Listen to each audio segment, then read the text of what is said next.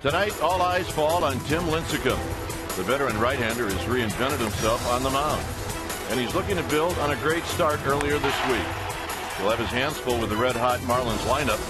Miami pounded out 17 hits last night and took Game 1 of the series. Tonight, the Giants look to even things up. Next.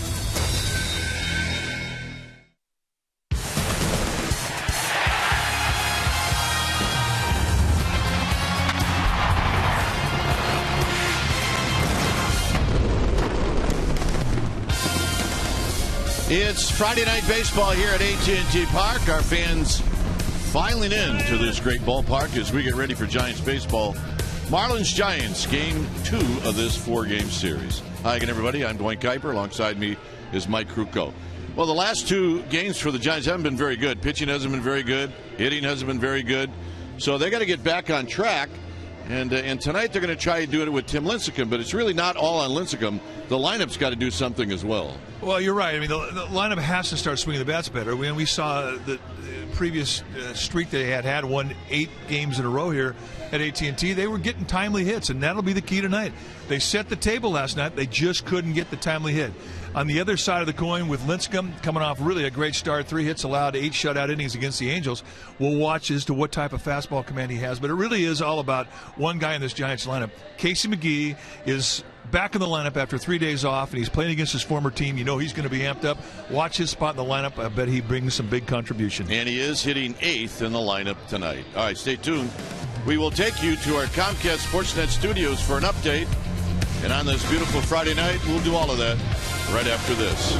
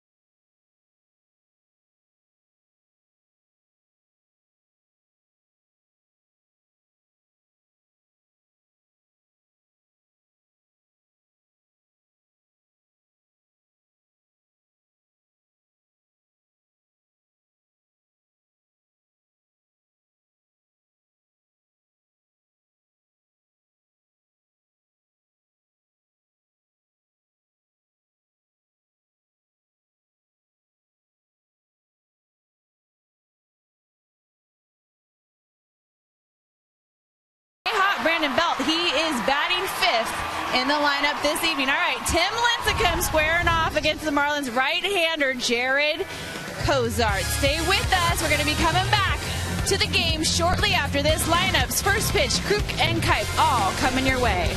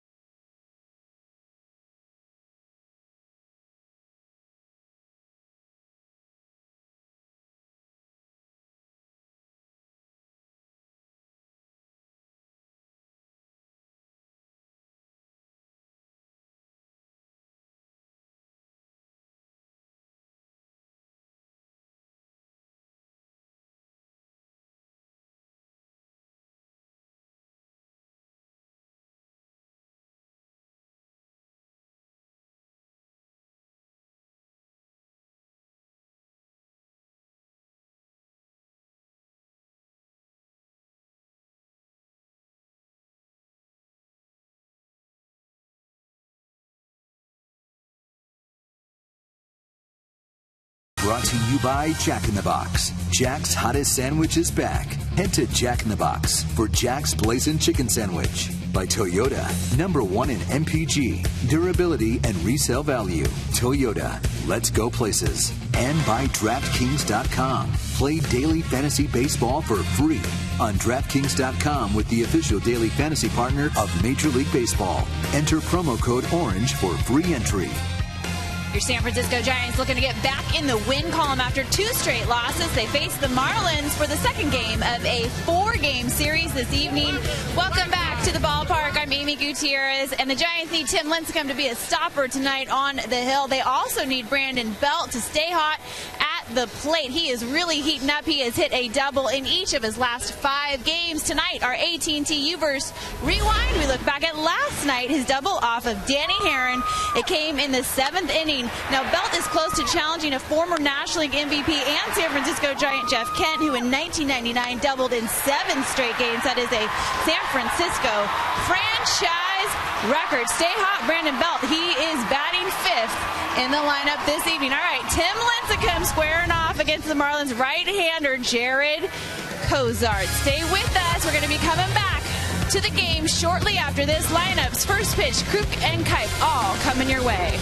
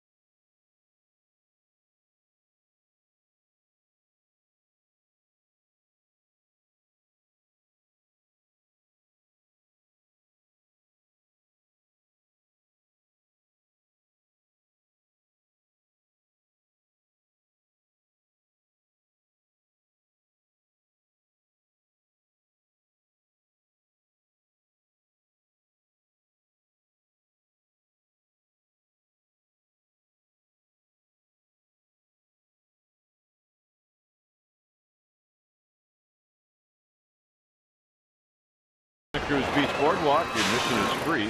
Visit online for park hours at beachboardwalk.com. Cool night here at the Yard. Get winds at 12 miles per hour. It is partly cloudy.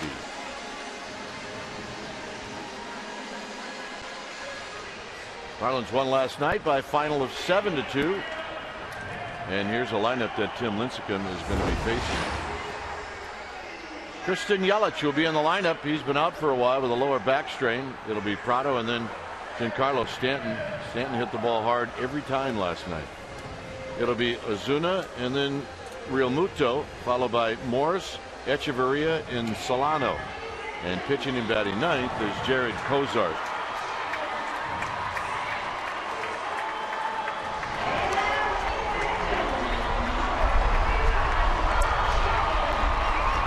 Your starting pitcher tonight for the Giants, Tim Lincecum, in 5 starts. Look at the ERA, 2.40. It really has been fantastic.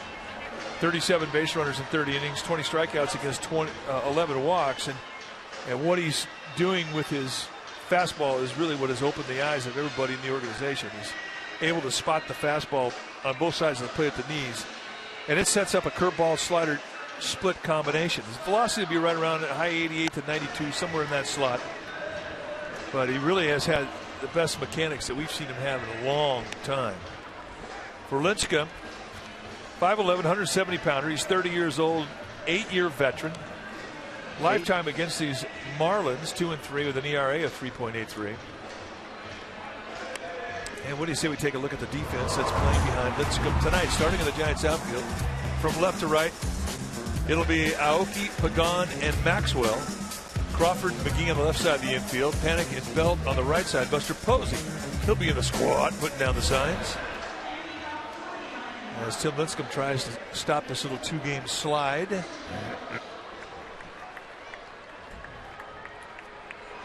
the oddest thing you said there was 8-year veteran. I know. We do remember the very first start this young man had right here. And how about the memories along the way? Here's Yelich to lead things off. Yelich back off the DL, as I mentioned during the lineups. Off the DL, where he suffered a lower back strain, and the first pitch of the ball game is on its way, and it's a swing and a foul back. So we started right on time at 7:15. Yelich hitting at 200. He's 9 for 45. He's got 4 runs batted in. He is a very good hitter. He has struggled, though, against Lincecum. He's 0 for 7 lifetime against Lincecum with 5 strikeouts. On deck is Martin Prado and then Giancarlo Stanton. Swing and a miss. That is how you want to make a hitter look on an off-speed pitch. You talk about breaking a guy down. And as Kipe said, I mean, this guy is a good hitter. You don't see that happen very often. Got him. Lincecum just came up with a new pitch. It's called a roundhouse screwball. Well, that's about what it looked like. It wasn't this one. It was a pitch before that. Well, I mean, when he gets that forkball going, he'll get movement that runs away from a lefty. Let's take a look at it with our Exmo, brought to you by your local Toyota dealer. Right across the belt, and Marty Foster, plate umpire, says looks pretty good from here. Here's Martin Prado. Prado takes up and in. Prado did play last night. He went 3 for 5. He's hitting .309 with a couple of home runs, 14 driven in. Lincecum working quickly, comes back with a strike. He's got a nice strike zone so far for Marty Foster. Marty Foster is a good umpire. I mean, he's got a very steady zone. I think he prefers the low strike, but you'll see belts, and you can stretch the zone. There's a one hopper to Crawford. 2 outs. Malinsky, Winters, and Wegner from first to third. That rounds out your umpires. And I think with Foster, I mean, you have to show him that you're in command, that you can throw strikes. If you do that, the more strikes you throw, the more strikes you get, the old saying. But he's a steady strike zone, and that's all you can ask for. This is a good crew. Here's Stanton. Stanton takes a big high off-speed pitch, and it's 1 ball and no strikes. Stanton hitting .266, 29 driven in.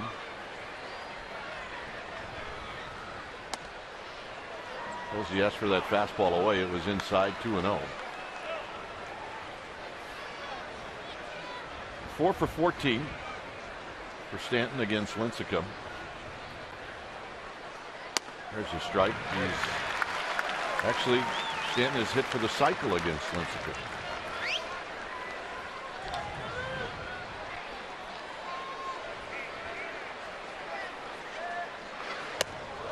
Three and one.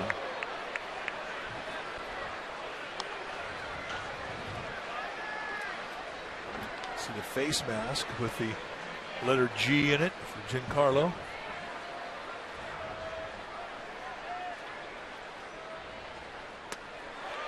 Three and two. Nice slider. We've seen Lincecum do that over the years when he hasn't had command of the fastball. Go to that slider. I think that's the one pitch that he can count on the most to get in the strike zone, when he absolutely has to get in there. Well, let's see if he throws it again. Comes back with a fastball, and that ends the inning. A 1-2-3 inning for Lincecum. Giants are coming up. Oakie's going to lead things off.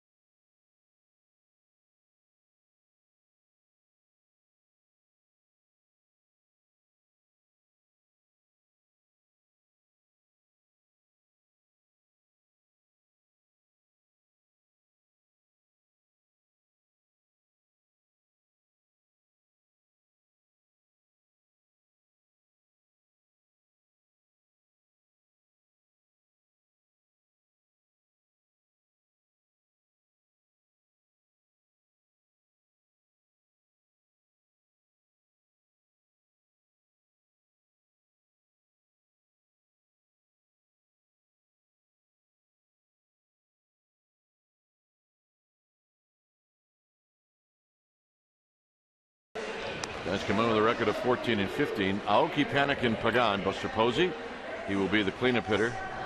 Then it's Brandon Belt, and Belt's swinging the bat well right now, followed by Maxwell Crawford. Casey McGee, the former Marlin, he'll hit 8th, and Lincecum 9th.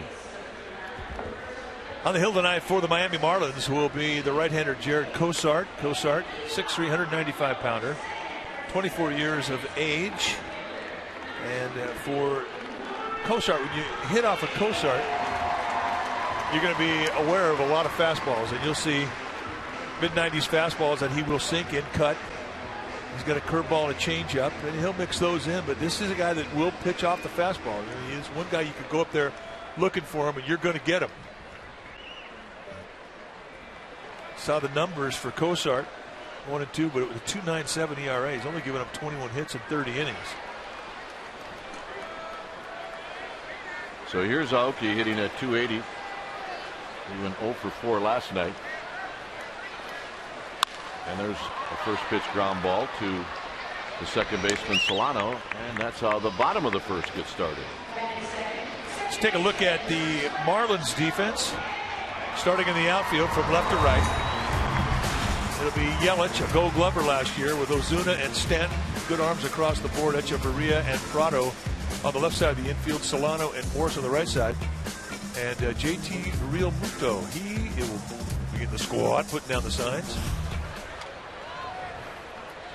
So here's Panik hitting 289. There's a pitch right down Van Ness, and it's one, make it no balls and 1 strike. Panik had a hit in 4 at bats in the game last night. Prado, even with the bag at third, in the 0-1, is a bit low. Two big flies for Joe Panik with 9 driven in.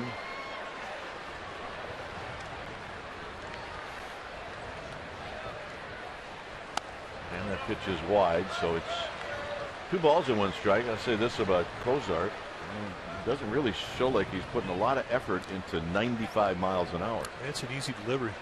High 3/4 release.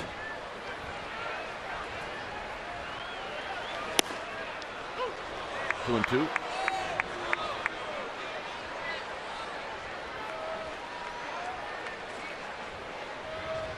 Pagan to follow.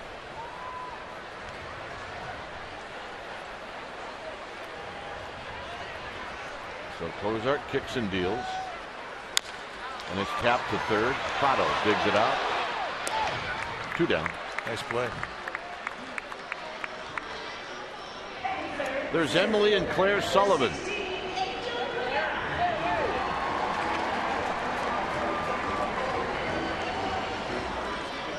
Maybe checked out the dugout store before the game started. Maybe not. Maybe came out of the closet. I think they're looking pretty solid right there. Game face is on. Good to go.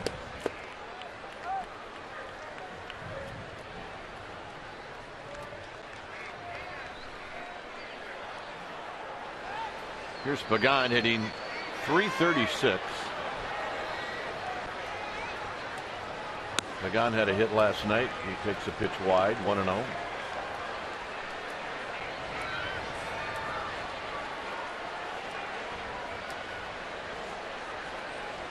Mr. Posey on deck.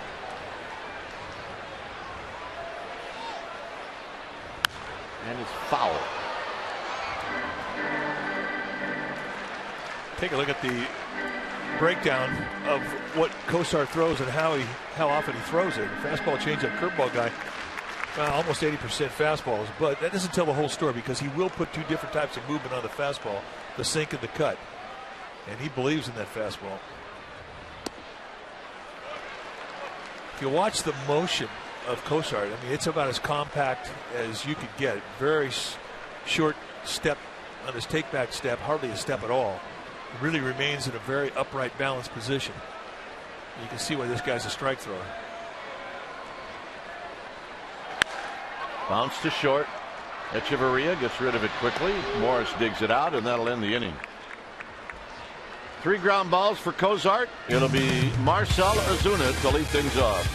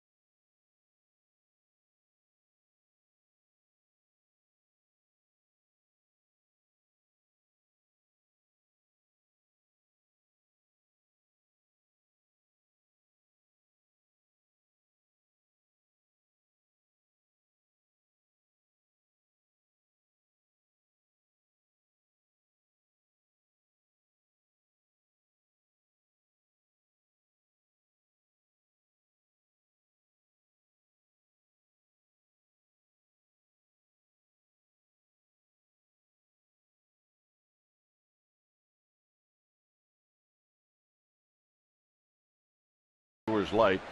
It's the Marlins here in San Francisco the last 16 games. You can see they've outplayed the Giants. They've won 13 of 16. Wins by 1 run, 6. Runs per game, 4.1 compared to 2.3. Those are some Cold hard facts. Really cold hard facts, I got to tell you. Yeah, those are ice cold hard facts.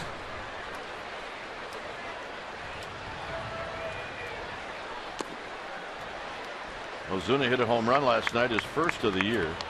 Here it's 2 balls and no strikes. Long time for him to put a home run in that column. He hit 23 last year. He's got good power. There's a strike from Lincecum. That is always a concern when you have a hitter of the reputation of Giancarlo Stanton. You have to have somebody who's got some presence hit behind him in the lineup, or he's not going to get anything to hit. 2 good fastballs, and this is what we're talking about, taking away a guy's advantage when he has count leverage, and he's doing it with location. That's what we saw him doing his last outing against the Angels so effectively, and he's done it here twice to Ozuna. He's got to come here to Ozuna. Here's the payoff, and he hits it in the hole for a base hit and threw him a breaking ball. Well, if you're looking for the ideal gift for a friend or a family member that is graduating, check out the Giants graduation pack. It includes tickets to 2 games, plus a commemorative class of 2015 Giants cap and SF tassel. Packs start as low as $45, so you want information on this, go to sfgiants.com/mini-pack. I'm going to get that one, get that. Well, you can have one of those. Here's the catcher, JT Realmuto, with Ozuna at first. Realmuto hitting .235 with 6 runs batted in. He went 0 for 4 in the game last night. So Ozuna at first with 1 steal on the year. And it's low for a ball, 1-0. So Lincecum out of the stretch for the first time.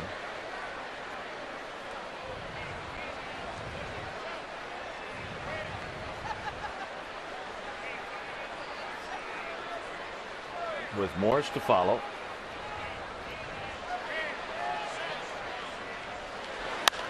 Popped up. A long run for Maxwell. And Maxwell's going to slide and not be able to get there. Nice effort. Yeah, that's an A+ effort right there indeed. A lot going on over there. I mean, you got to worry about the bullpen mounds, the wall. Sliding into a protective position so he doesn't airmail the wall. Remember, he's already banged his knee one time this year, sliding below the pads down that right field line.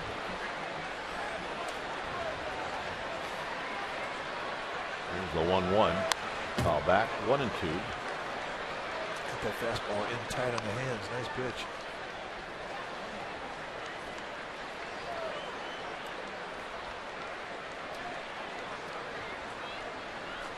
Morris to follow.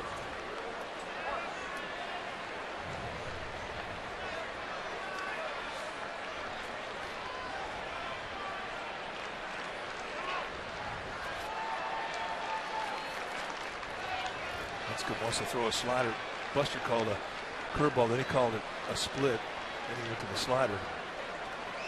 And again, this is what Lincecum, this is his choice, Lincecum's choice. Hit into the gap. Pagan got a good jump, and Pagan's going to reach up at the last second and make the catch. Nice play. Well, for a second, it looked like it was going to be in the alley, and then it looked like it was going to be over Pagan's head. For a second there, I thought he ran a short route, got underneath it. It was going to drift over his head, but high backhander. Nice to be able to have a recovery step like Pagan has, because he needed it here. Beautiful, right in the heart of the glove, and Lincecum, he loves it. So here's Lincecum's former teammate, Michael Morris. And Morris on a check swing, rolls it foul. Now Morris has got a little extra base ownage on Lincecum. He's got 2 hits off of him, 1 a double and the other a home run.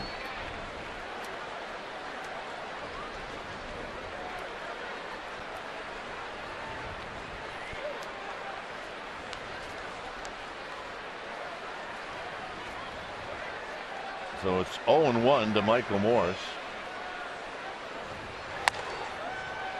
And that pitch a bit high. 1 ball and 1 strike.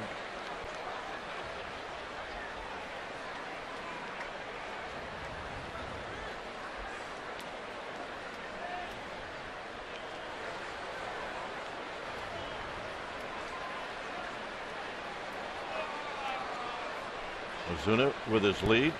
There's a breaking ball down low. He hasn't yet zeroed in that curveball, but it's a big one tonight. It's got a really big, sharp break to it.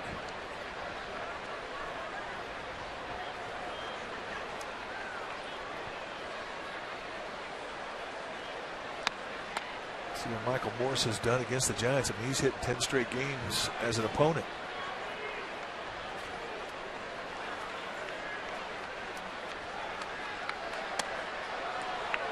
So that breaking ball is high to make it 3-1.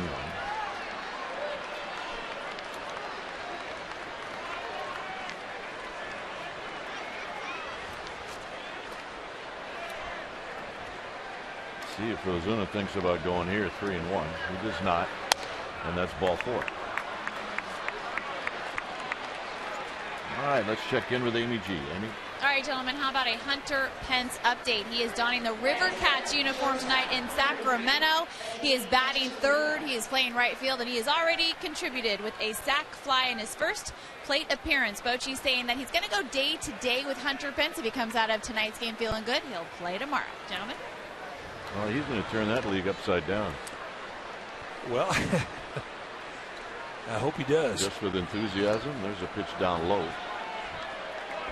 Echeverria hitting .315.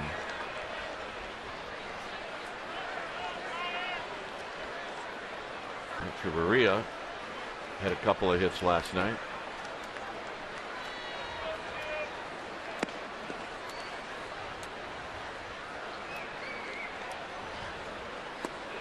(2-0). So now Lincecum, who had it, is trying to find it. Take a look at what Lincecum is throwing this year, and really, I mean, you could get any one of his 5 pitches. I mean, no guarantee you're going to get a fastball and a fastball count. Equal distribution with all the 5 movements that he has. There's a strike. Oh, like that, a 2-0 breaking ball.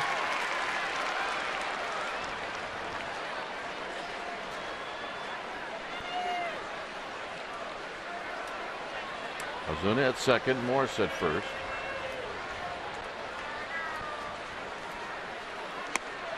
Two and two. Ball right by him. And that was an 86-mile-an-hour fastball. Velocity-wise, not impressive, but deception-wise, big. Two-seam movement. And Echeverria, who's been a very hot hitter, way late.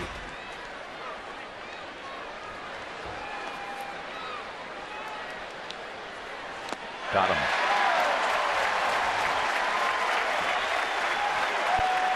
Well, Lincecum comes back after falling behind. It's 3 strikeouts. Like a little breaking ball placed right between the plate and Buster Posey.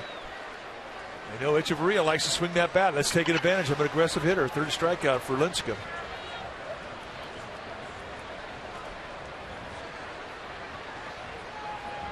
Here's Donovan Solano hitting at 176. And he takes a tall strike. Solano is 3 for 17.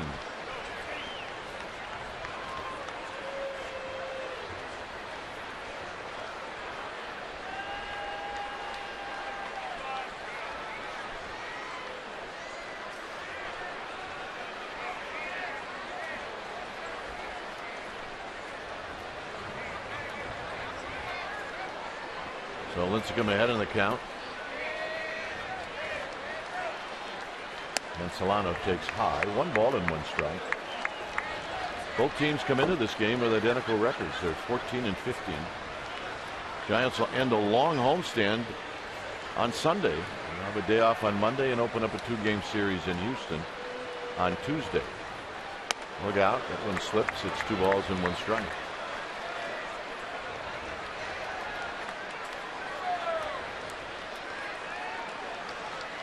Marlins are 6 and 8 on the road. The Giants are 9 and 8 at home. Hit well into left center field. Pagan's trying to track it. He's at the wall and he makes the catch.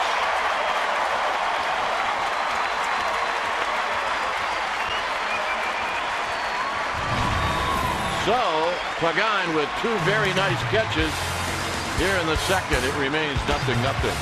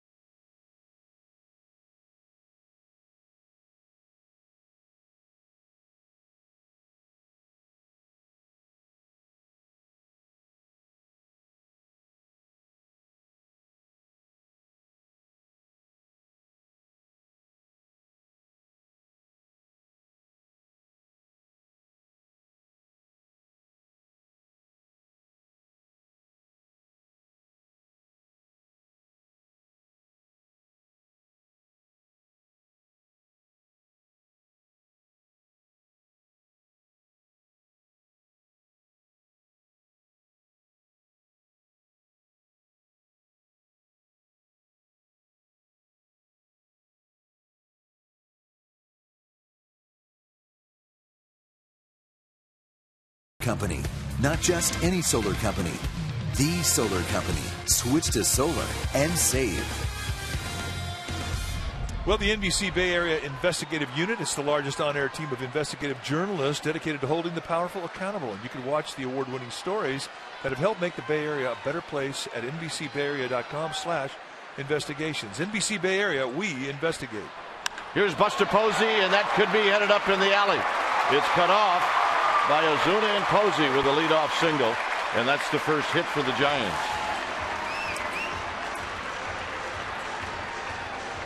And that'll bring up Brandon Belt.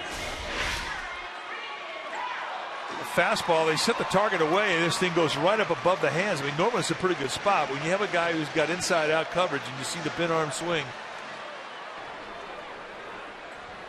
let the ball travel, let it get deep.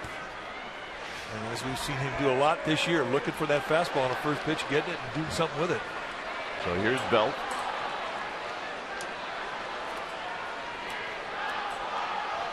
So now we're watching Cozart out of the stretch for the first time, and he starts Belt off with a strike.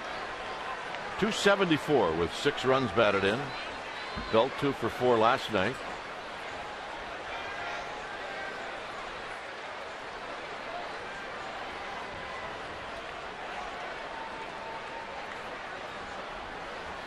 Drives this one to left. Yelich looking up. It's off the top of the wall. Posey into third, Belt into second with a double. Well, he's knocking down the walls. Doubles, triples. He's still looking for the one to go over the wall, but this is a quality swing. Good plate coverage, inside out, same type of swing that Posey employed. And stays inside it, goes the opposite way, and almost knocks it out of here. Just not a lot of route to the ball for a guy his size. He doesn't bar that front arm. Just nice, quick, compact throw, and squares it up the other way. Here's Maxwell, and the curveball is high to Maxwell, and it's 1-0.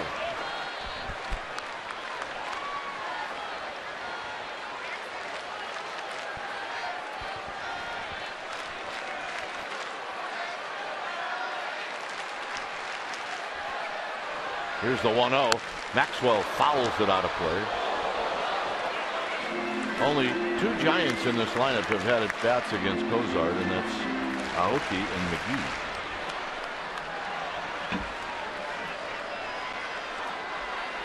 So if you're Maxwell, you don't want to leave it up to Crawford. You want to do it yourself. Get a run in. In the dirt. Knocked down by Real Muto.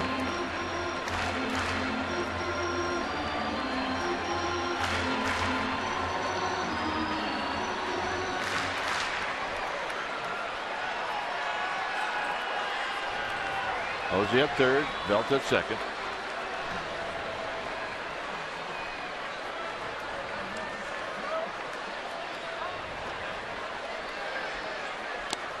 Two and two.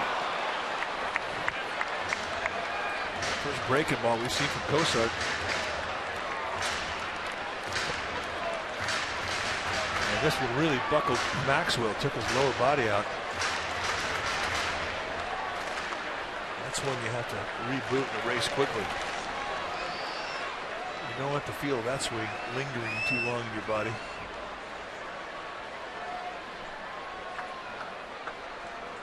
Two balls, two strikes.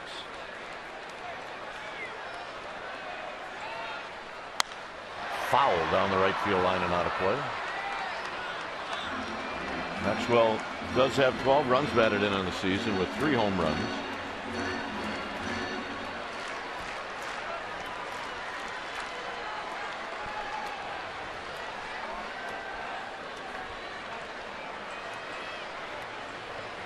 Lincecum watching, 2 and 2.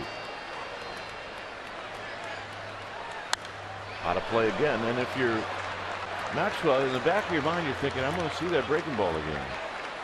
And it makes you susceptible to 96-mile-an-hour fastball. And as you mentioned earlier in the broadcast, Cosart's arm action is very lazy. It's not a very strenuous delivery.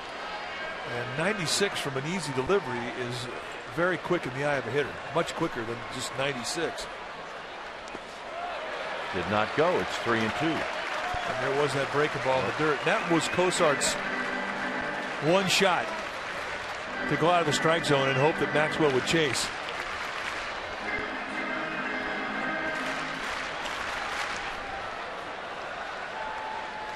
Well, with a base open, he might throw the breaking ball 3-2. We'll see. He's only had 8 walks all year. He's pretty confident that he can throw it in the strike zone.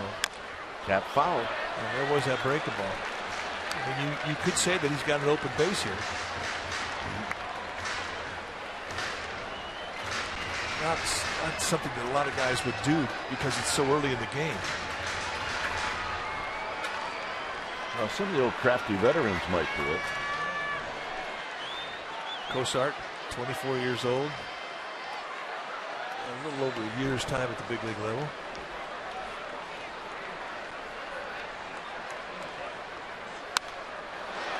Pretty good battle right here. Yeah, 95 he fought off.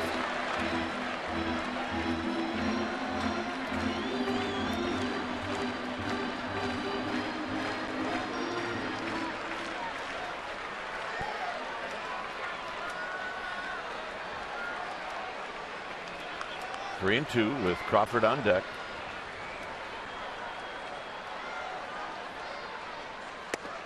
And he walked him. Good at that.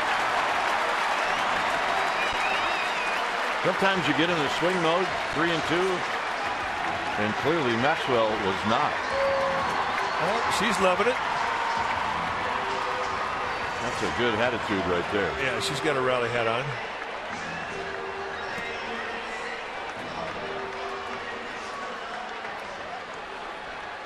Here. Take this phone. Call somebody. I'm watching the game. You answer it. Crawford hitting .253 with 5 home runs. 15 runs batted in.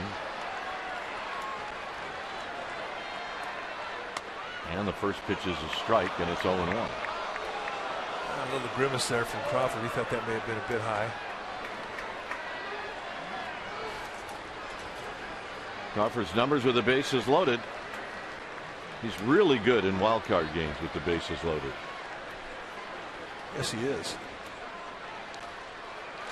Blocked by Real Muto, and it's 1 ball and 1 strike. Last year, Giants in Pittsburgh, bases loaded. Brandon Crawford, grand slam. So yeah, I'd say he's pretty good in bases loaded situations in wild card games.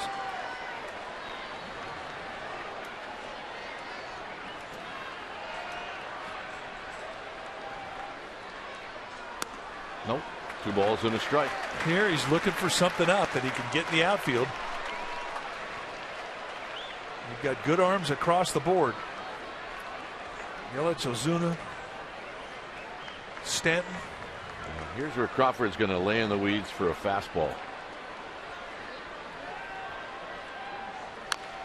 And he rolls it foul. It's 2-2. Well, there's that 95 he was looking for.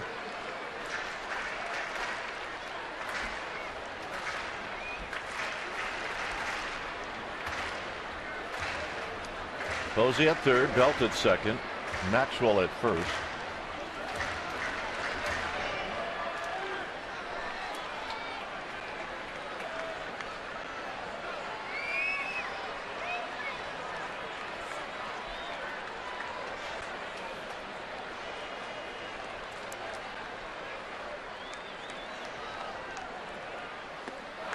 Got him. And the first changeup he's thrown tonight. Well, what a time to throw it. Well, this might be the right spot for the right guy. Changeup, a little two-seam grip. And had Crawford way out front. I mean, not only is that thing an off-speed pitch, but it's got a little sink on it as well. So here's McGee facing his former team, hitting 178 with a home run, 3 driven in.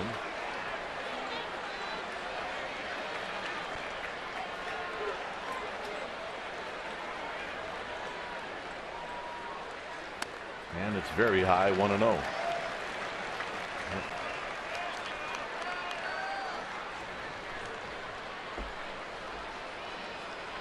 Good numbers career-wise with the bases loaded, 313, a couple of slams.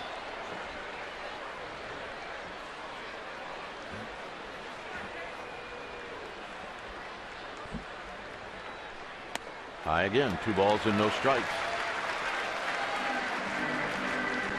So McGee now in the driver's seat.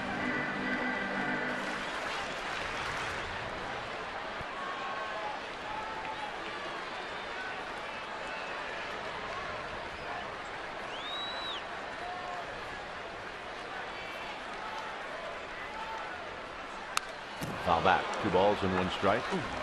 Got a good rip. 95-mile-an-hour challenge, and he was on it. Well, Cozart had to come in, and he did.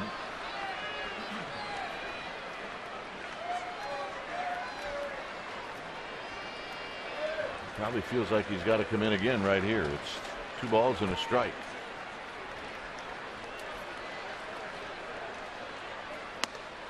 Three and 1. Well, challenged him with a fastball 2-0, and here he's got a challenge situation with a 3-1 count.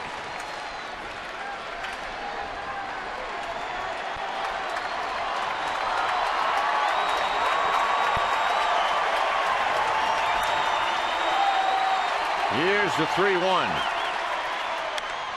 Into the gap, and it's center field, hit well. It is out of here!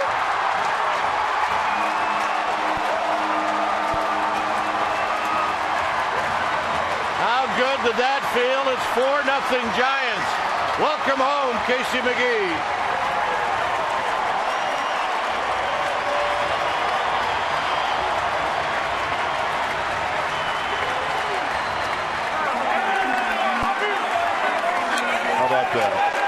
That's a great story. We've been waiting a while for that swing. And to do it against the team he played for last year, that's a swing he'll never forget. This place has been wanting to cheer for this guy since the first game of the season, and now they can.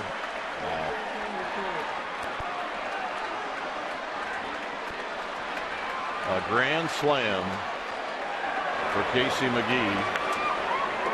And here's the 1-0 to Lincecum. All those guys he went to first grade with can get off his back now. Yeah, and his mom and dad's back too. Nice go, Casey McGee. Outside to Lincecum, 2 balls and 1 strike. Is he going to smile? Maybe not. Maybe in the 9th inning. Maybe in the 9th inning of September 16th. Here's the 2-1. There's a strike, 2-2. That's a great day, though. I mean, he was honored before the game, received his award for the comeback player of the year. The year they had last year for these these Miami Marlins. Lincecum fouls it out of play. 3-1 count. He had the challenge. Fell high fastball middle in, and Cosart knew it. It was just a matter of how far up in the stands it was going to go. Far enough.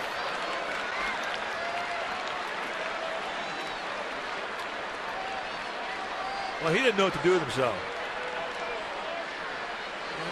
We feel you. 3-2 pitch. Here it is.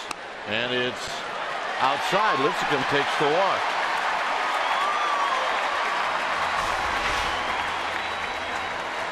And the reaction.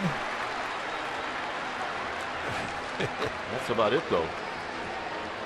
I mean, that's the reaction on the outside. On the inside, jumping jacks, cartwheels, 4th of July, karaoke's, margaritas, you name it, baby. Well, look at the look on the face of Bruce Bochy and Bam Bam Eulens. And they've been pulling hard for this guy just to get to that feeling of relaxation when you put that uniform on. He's been pressing so hard. Maybe that'll help. But you're right, he's not going to smile.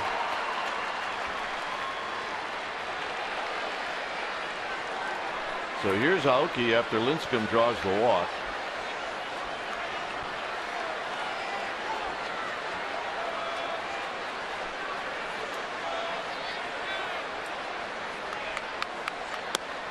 And a strike, and it's 0-1. Through all of that, Chuck Hernandez went out to pitching coach.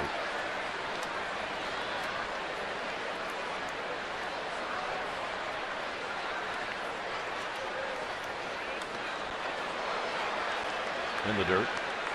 Well, you could tell, I mean, after the home run, Cosart a little rattled. His concentration went right over the wall with that home run from McGee's bat. Lincecum is not a very good hitting pitcher. It's time to go have a talk with him if you're the pitcher coach.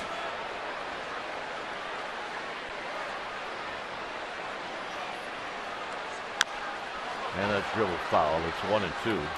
Kind of leaked right out into the middle of the plate, didn't it? Yeah, I think when it was all over, it was bell high, middle in. It was right there in the tee. You see Muto, the catcher, reaching across to the inside part of the plate. But still, I mean, with as much sink as Cosart puts on a ball, it's not an easy pitch to get airborne.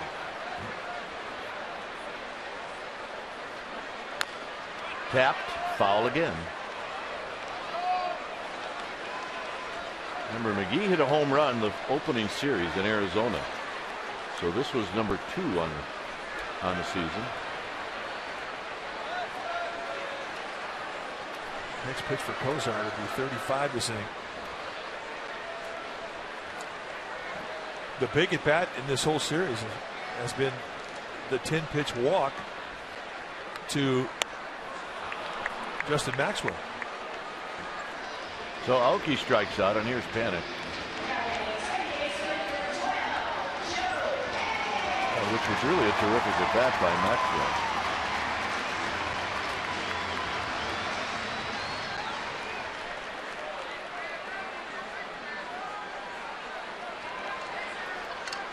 Panic bounced out to third in the second inning.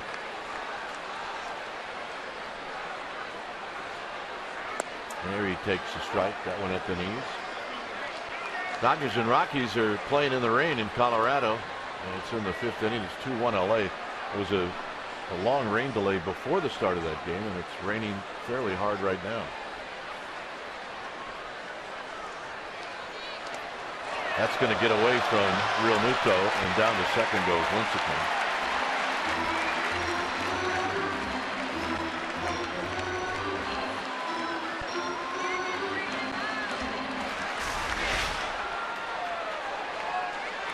Fastball that goes completely away from the intended target. They set up away. That thing bounced down and in.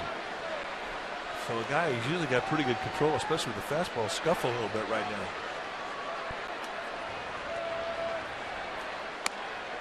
2 balls and 1 strike.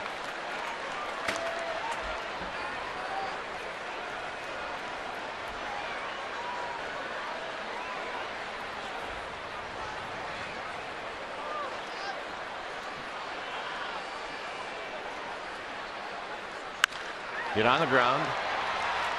Echeverria to Morris, and that'll end the inning. Casey McGee with 1 swing of the bat. It's bye-bye, baby. Giants 4, Marlins nothing.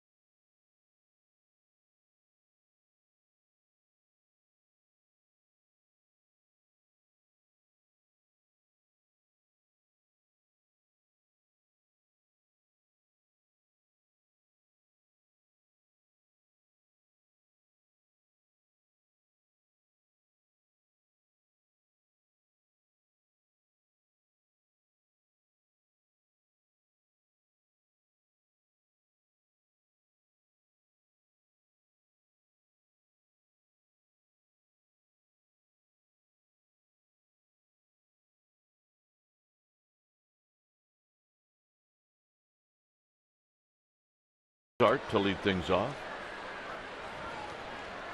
Cozart is 0 for 9 on the season. And here he takes low. It'll be Cozart, Yelich, and then Martin Prado. And an opportunity for a shutdown inning here for Lincecum. Yep. Pretty good swing from Cozart. Yeah. I mean, you don't know anything about a guy or a pitcher as a hitter, and all of a sudden you see one swing like that, you go, all right, he can hit.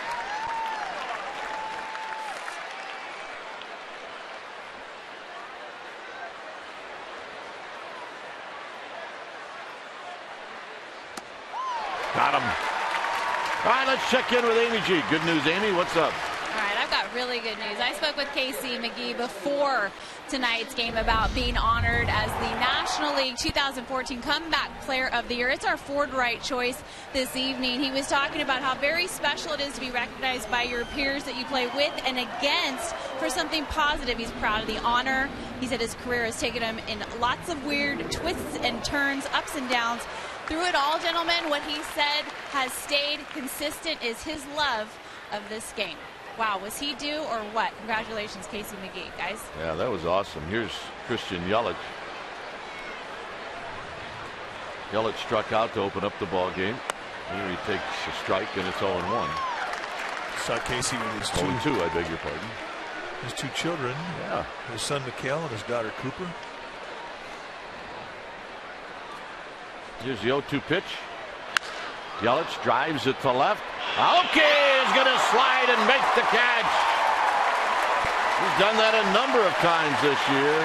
2 down. There was nothing easy about this play.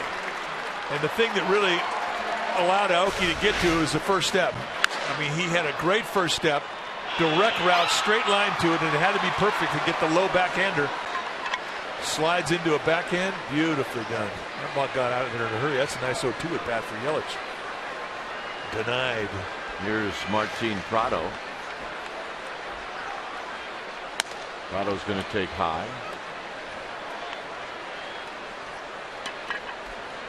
Prado bounced out to Crawford.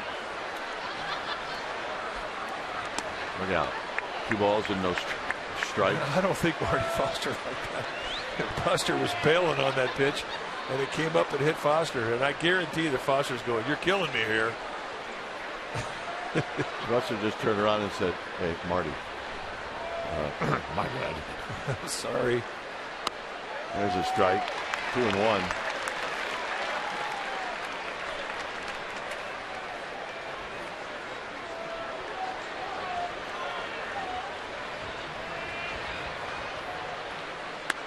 Good breaking ball, 2-2. That's a good curveball tonight. It's quick. All right, here's that ball in the dirt. Watch Buster kind of go, whoop, I'm out of here. And Marty going, poof, right in the boiler. Panic's got it, and that'll end the inning.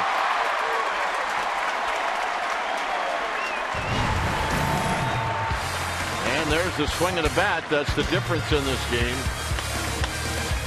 4-0 Giants.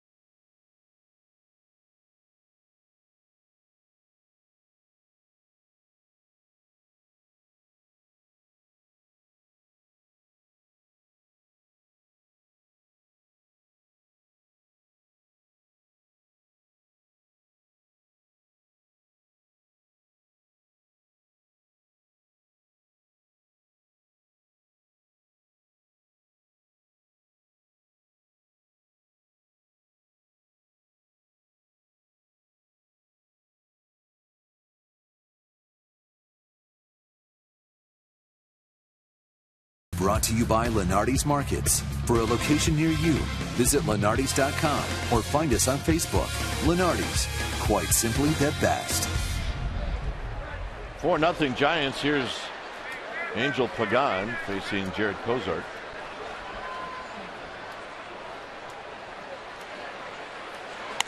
Pagan takes outside. He bounced out to short in the first inning.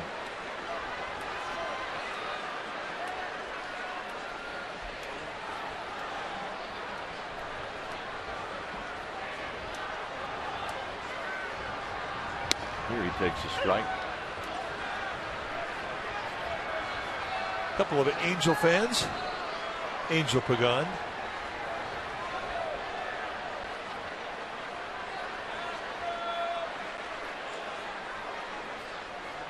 Pagan fouls this one out of play.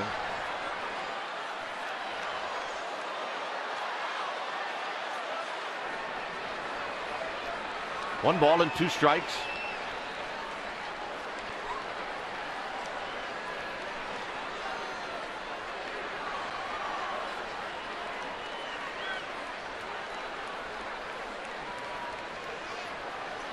And Pagan battles him to stay alive. He'll see another pitch.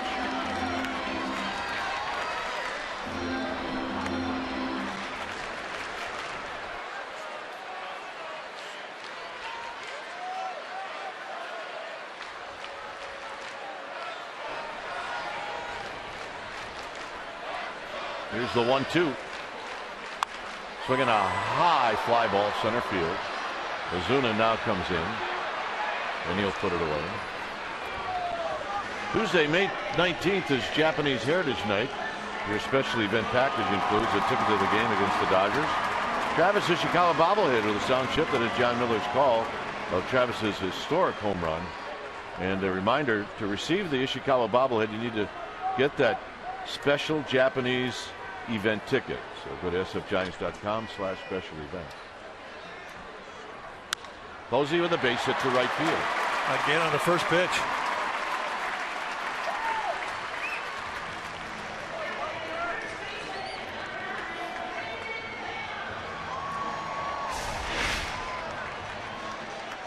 .94-mile-an-hour, and that's not a hanger either. That's out there knee high in the outside corner, just going with the location. And he makes it look easy.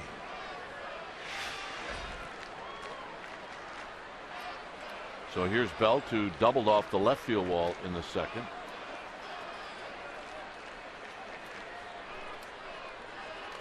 And here he takes down low. Real Muto's having a battle back there tonight. Well, Kosar, I mean, he's throwing mid-90s, and he's throwing a lot of fastballs on the dirt, and those are very unpredictable.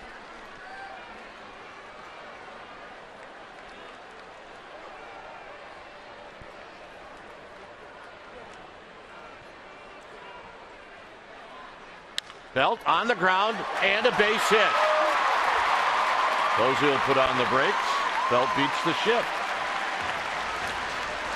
Well, that's a magic 1-2 hit right there. You know a guy's hot when you're getting these. I mean, when you're not hot, that's a double play. But they put the shift on, and he hits it right to the natural shortstop position. And Echeverria, the shortstop, is pulled close behind second base. And after scoring 4 in the second, Giants got something brewing here in the third. So here's Maxwell. Did a 10-pitch walk in the second.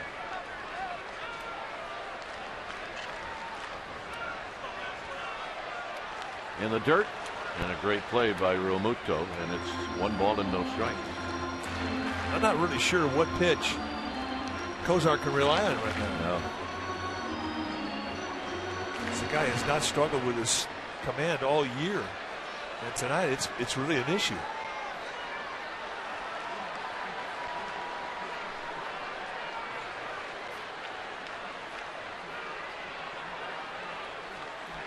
Put a ball in the field out in right field. Activity in the Marlins bullpen. Brad Hand. Mr. Hand.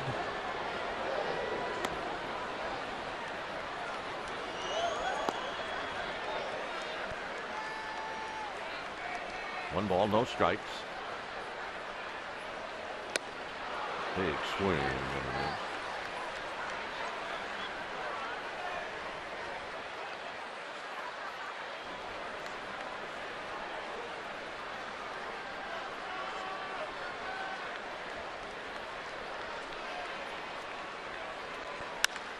Center field.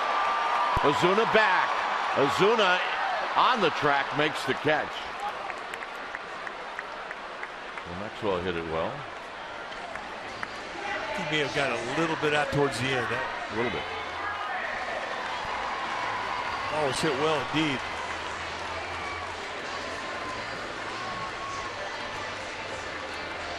But after watching the one piece of McGee go out of him, all expected them all to go out. Yep.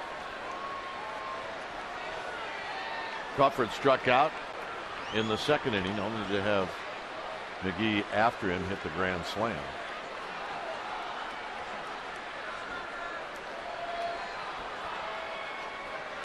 Here he goes around it, and it's no balls and 1 strike.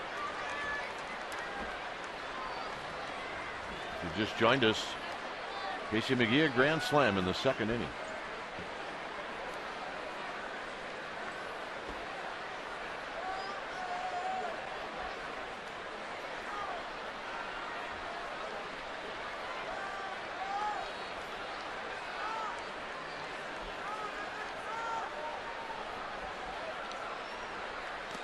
In the dirt, more work for Realmuto, and it's 1 ball and 1 strike.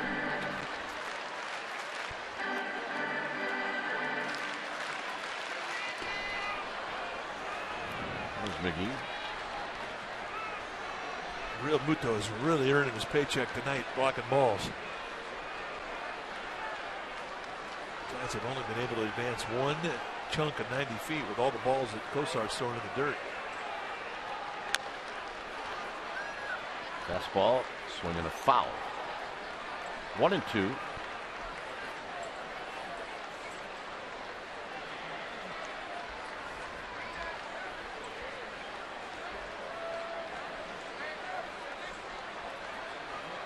Belt at first, Posey at second.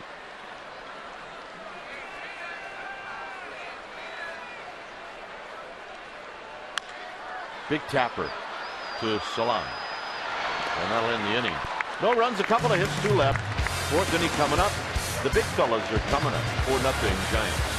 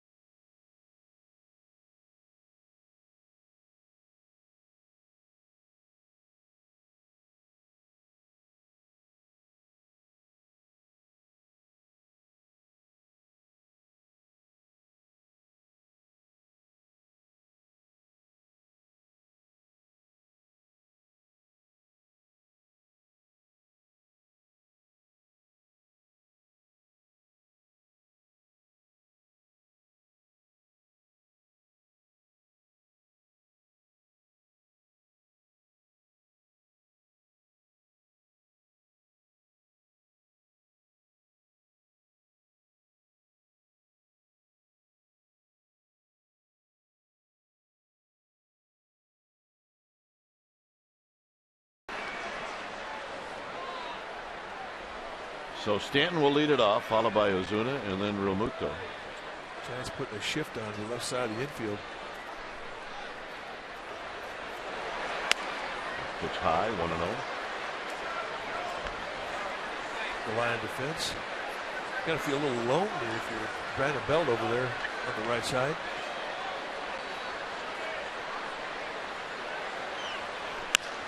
He is the last line of defense. Who's that? Look out, ball dude. Is that John Pauly? That is John Pauly, who almost lost his life. Yeah, they call him Diving John Pauly. All right, Diving John, see what you got. Yeah, it's actually Fall Down John Pauly. Swing and a foul held on by Posey.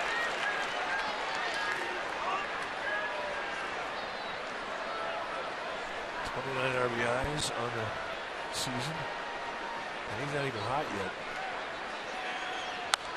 He can get 100 in his sleep.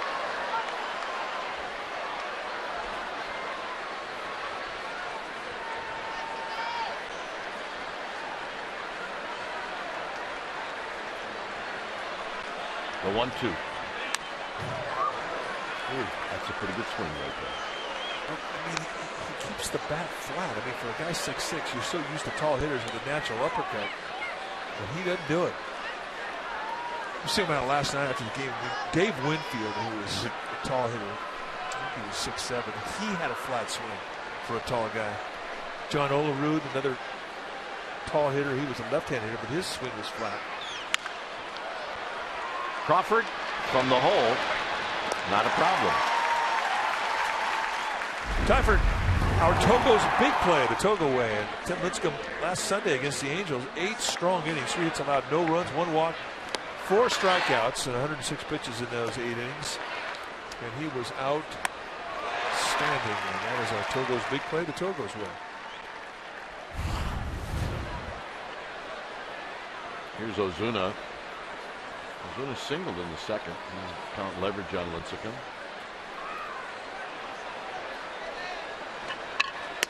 And he takes, just a little bit wide.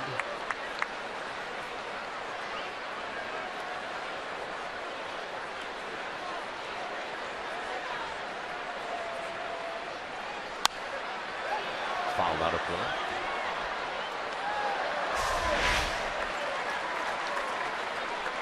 Take a look at the breaking ball, just a bit outside. Curveball. He wants to throw it again. Posey knows he's got a good one tonight. He's called it a lot. With Lincecum, you never really know which one of his three pitches is going to be, his three specialty pitches is going to be the best one that given night. And there are certain nights when he's got all three working. It backed up. It's 1-2.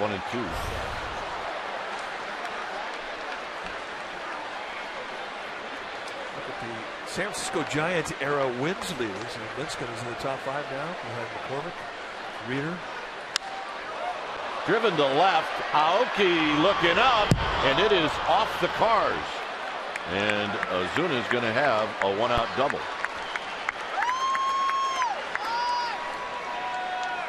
So 2 hits in the game for the Marlins. Both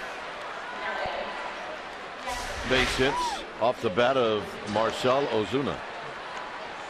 Ball down and in right on the knee, and just drops the bat head on it. And look out, Woody!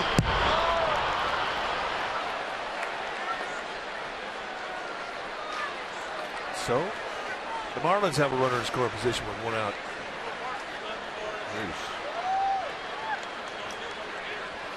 Real Muto. And he takes a strike, and it's 0-1. At second is Ozuna.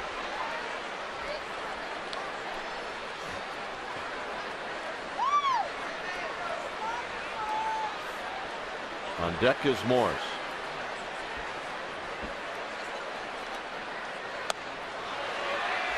No swing, 1 ball and 1 strike. Mike Malinsky, the first base umpire, saying no swing. Let's take a look. Did he go? That's a coin toss.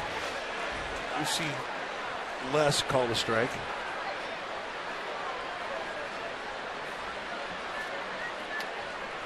Lincecum chasing Ozuna back. Ozuna at second with 1 out.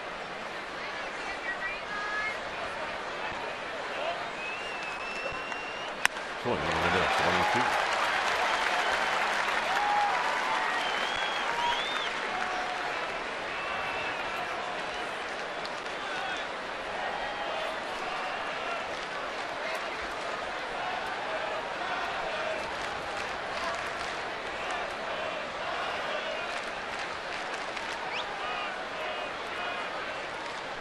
Lincecum gets a sign from Posey.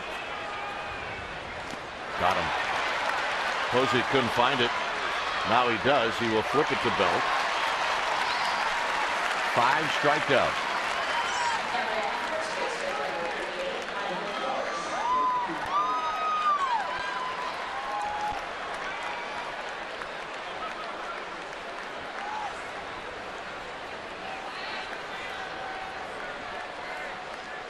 So here's Morris, who drew a walk in the second.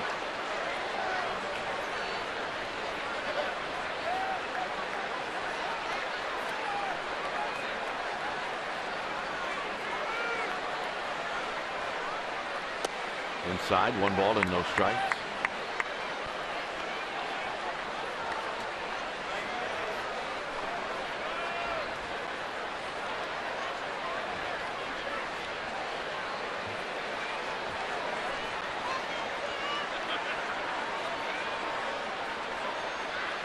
There's a strike. Yep, time to get the blanket out, get the gloves.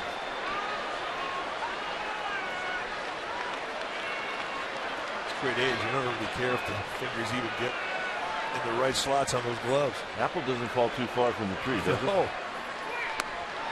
There's a strike on the inside corner, 1-2.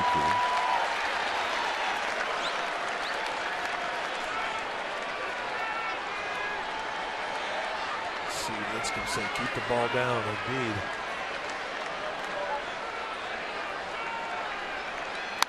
Out of play.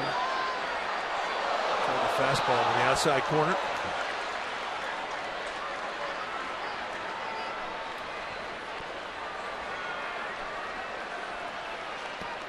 But Morris is really swinging it well. I mean, any break a ball that you give him, that's when he takes it to right field.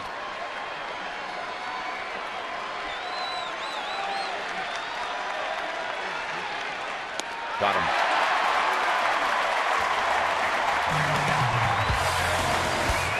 4-0 Giants. Casey McGee's going to lead things off.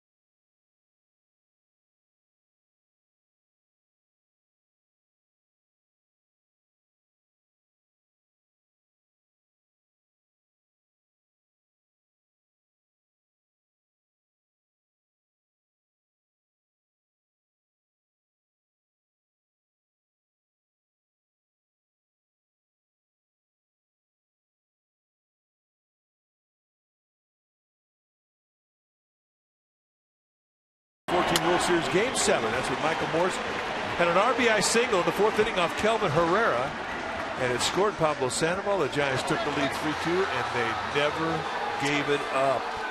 Our T-Mobile game changer. The folks watching the game at City Hall were loving life. What a moment that was. Bumgarner came in and got a 19-inning save, or seemed like it. Here's McGee. Curveball high to McGee, and it's 1 ball and no strikes. Well, you kind of knew that it was going to be very, very close. The Game 6 was a blowout by Kansas City.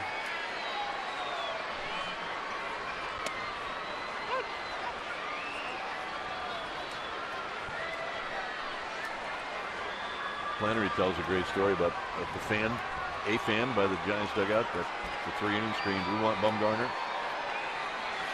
And then when he came in, Flan told the guy, he says, "Well, you asked for it. You got him. You got him." Pitch that's high, 2 balls and 1 strike. Well, I just like the fact that Bumgarner brought Macho back to the starting position, starting pitching position. It was a manly October for Bumgarner. McGee strokes it foul. This was the grand slam in the 2nd inning. Second home run of the year for McGee. First one as a Giant in a home uniform. And this one was loud.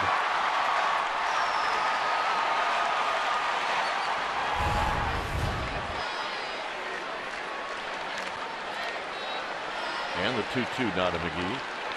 And it's a full count with Lincecum on deck.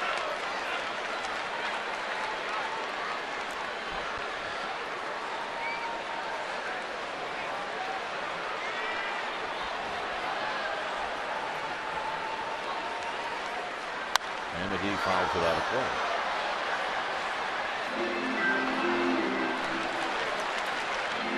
Good looking flags above the yard. Now there are 8 World Series championships flags up there. 5 from the New York Giants, 3 from the San Francisco Giants. McGee right through Cozart, and he's 2 for 2. And here's Lincecum.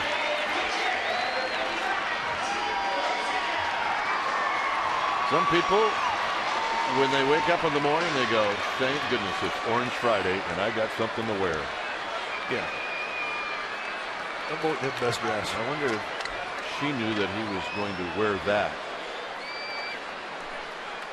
I don't think no. I'm going with no on that. He shows up at the door. She's got to be going, oh, so it's about you tonight. Well, she knew she was going to a ball game.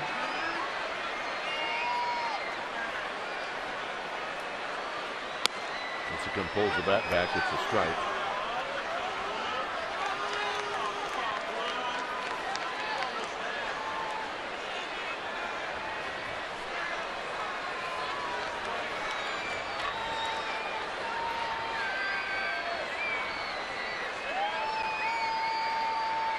And a bunt. And a good one. And McGee down to second.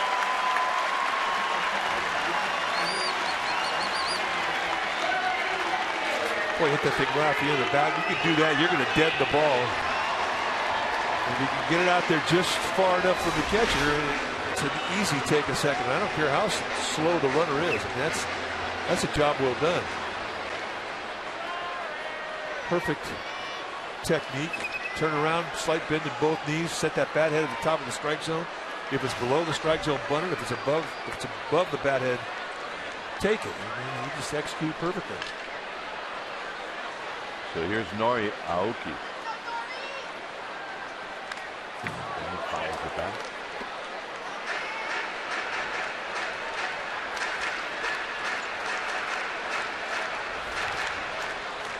Panic to follow. Aoki, Panic, and Pagan have been now hitless in this game. All the offenses come from Posey and below. Bounces this one to Echeverria. Well, watch TV now with the NBC Bay Area app. See breaking news and investigations from NBC Bay Area News. Simply download the NBC Bay Area app and select Watch Live TV now from the menu. Enter your television account information and you're good to go. Watch Live TV now with NBC Bay Area app.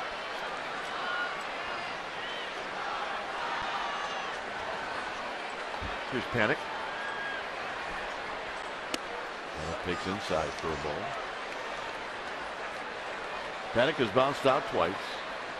Once to third, once to short.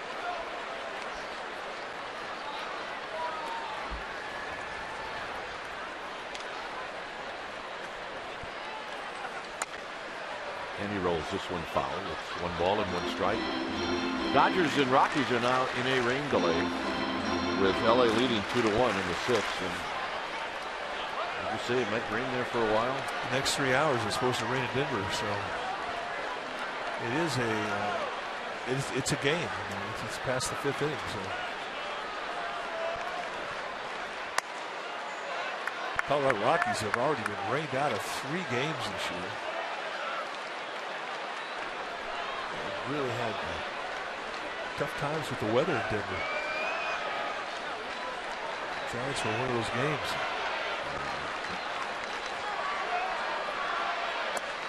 Way outside and high. Real Muto just cannot be very comfortable back there. I mean, a comfortable game for a catcher is when you set up a target and a pitcher puts the ball consistently between your knees and you know where it's going to go. But right now, Real Muto has no clue where the ball is going with Kozar. And at mid-90s fastball, that's a rough assignment trying to harness a guy like that. So the walk, and here's Pagan. Giants 1-2-3 first inning, and after that, it has been a struggle for Kozar. He's got 81 pitches into the night. And as you see, the lefty Brad Hand up for a second time. Mike Redmond, the skipper.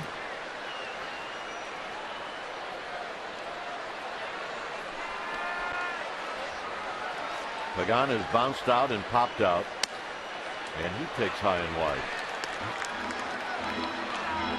Nice catch in the second inning. Had to go a long way to his right. Little style points, run up the wall here, take it with the shoulder, not a problem. Got to be in shape. Well, use that, that's for sure. Well, he's put together like a boxer.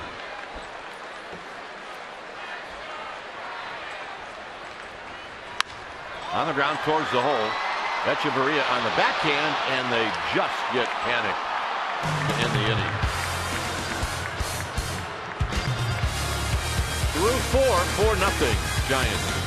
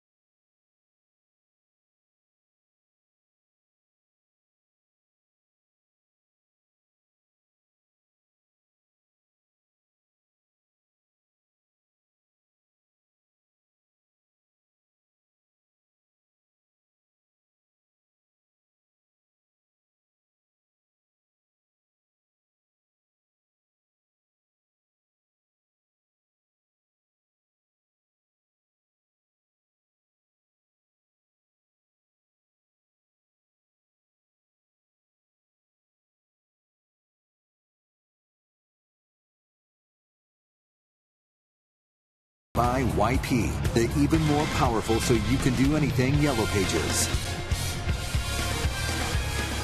Here's Lincecum to the shortstop, Danny Echeverria, and he fouls it out of play. 4-0 Giants. Echeverria, Solano, and then Cozart. And that's bounced foul pass, former Giant and now third base coach of these Marlins, Brett Butler. There's Bugsy. There's Bugsy. He was a great Giant until he said, I always wanted to be a Dodger. And somehow that just ended it. Well, people did not forget that. There's a shot into left field, a base hit. Let's check in with Amy G. All right, guys, Warriors game 3 tomorrow. Action starts at 4 o'clock. We'll be covering it all. They're playing against the Grizz. They're standing at a game apiece. We are split. We've got a few Warriors fans here tonight. You can catch out Warriors Play Off Central. Comcast Sportsnet Central will have pre- and post-game coverage. Game 3 coverage begins at 4 o'clock. Do you think they're a little bit excited? Yeah, I think they're excited. Yeah, I do too. Here's Solano. Solano takes inside for a ball. Well, they should be excited. They're a great team to watch, and we wish them well. Justin Bauer is on deck. He would be a pinch hitter.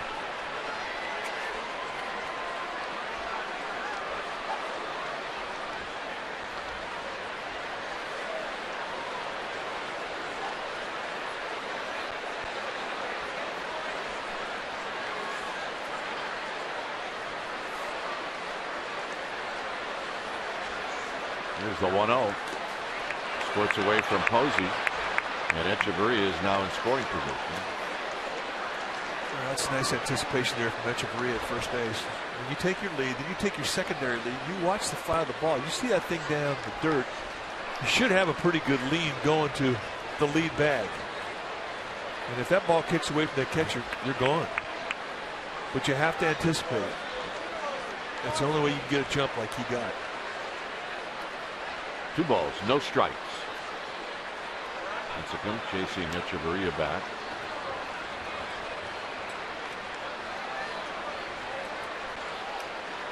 Lincecum here, he's got to get into the strike zone to Solano.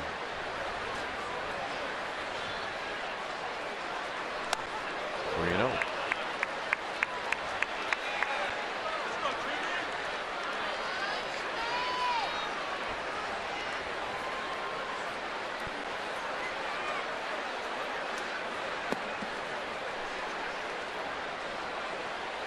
And a strike. It's 3-1. He can come back in there again. Repeat the stroke. Sounds simple.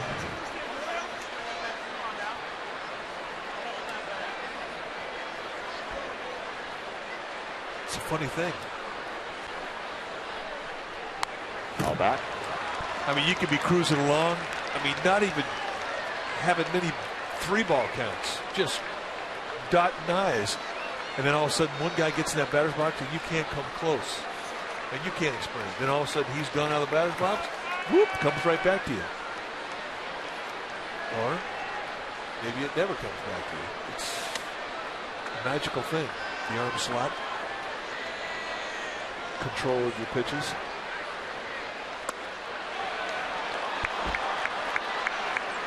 So right now, the bottom of the order is setting things up.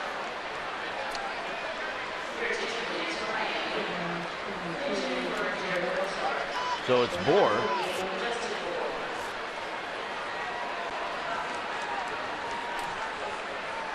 Bohr is the young man that was taking the at-bats from Michael Morris when he was down for 3 games. And he's off to a pretty good start. He's 9 for 18 with a home run and 3 runs batted in. There's a swing and a miss. And he's 4 for 6 as a pinch hitter.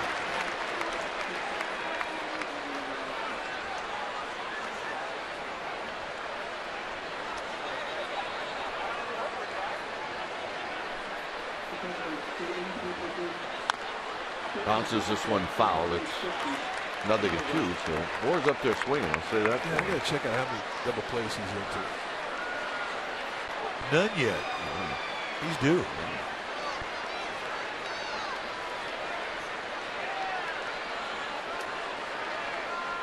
No batting gloves. 1-2.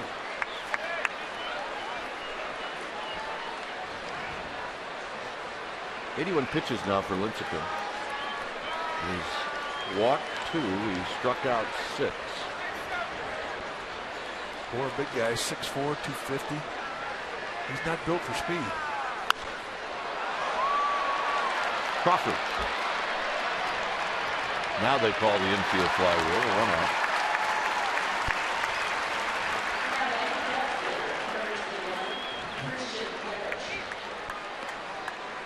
Here's Yelich. Yelich is struck out and he's lined out.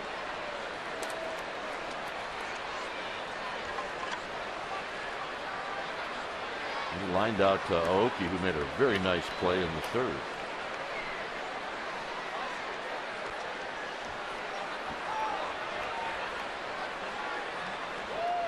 Great kind of communication for Buster Posey. He's like, all right, timeout, let's start these signs over again.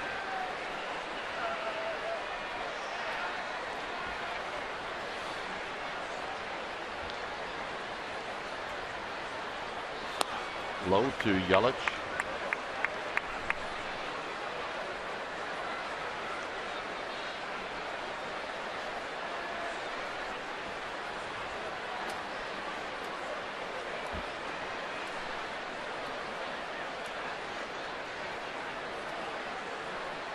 Switch. That's the one pitch that he just does not pick I up. don't think he is.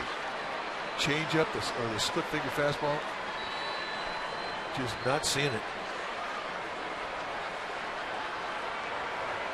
56.3% ground ball percentage. Tap foul. Lincecum threw him another one. It's now 1-2.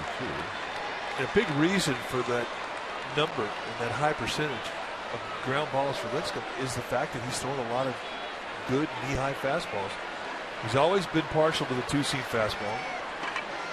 And that will get ground balls when it's down in the strike zone, when he has the knee-high location.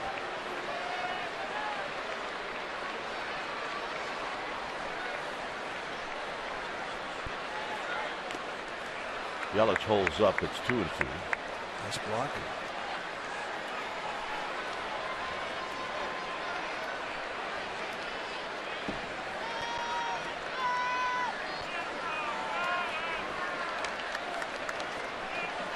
On deck is Martin Prado.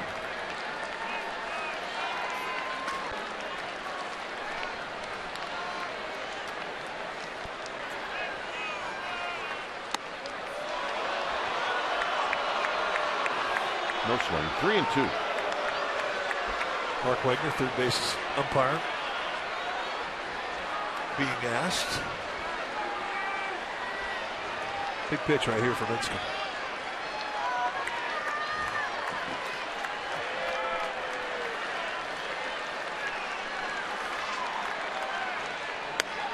Got him. Change up on a 3-2. And Yelich absolutely does not pick that pitch up. And it floats right into the strike zone. And for the second time tonight, he takes a called strike 3.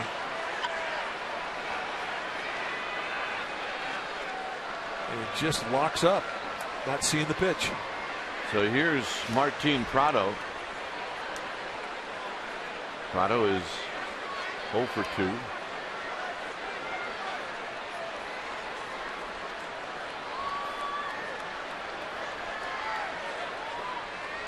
And he takes outside for a ball.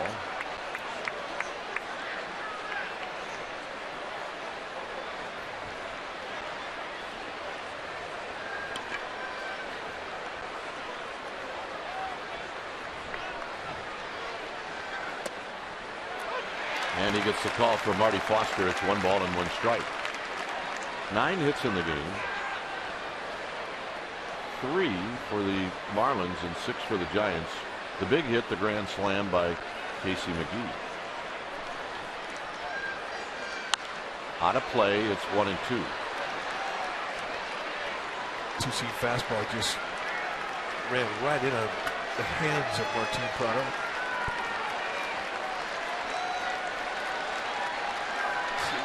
You watch the two-seam fastball he throws sometimes over that high three-quarter release that he has almost over the top. And sometimes it'll come across the plate, look like a left-handed slider from a sidearm thrower. It's that much run. It'll completely go from one side of the plate to the next. 2-2. A bit of an overthrow there. They set that target away and just had a little shoulder fly.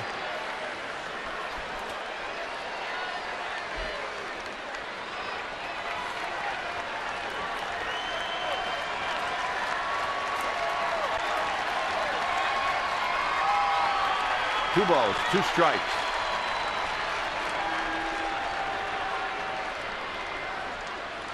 Buster's got an idea, and I think he knows how Prado has set himself up in the batter's box. A sense that a catcher gets that oftentimes pitchers don't see is what type of balance the hitter has on his back leg. And that dictates a speed that you might want to throw or not throw if you're a catcher. So Posey has an idea, going to go out and talk to Lincecum about it. They might not even put a sign down here either. But again, maybe they will. Well, another full count. Well, this ought to be a pretty good pitch because you do not want to face the guy on deck with the bases loaded. By way of walking Prado to set it up. Bullpen activity for the Giants. And he walked him.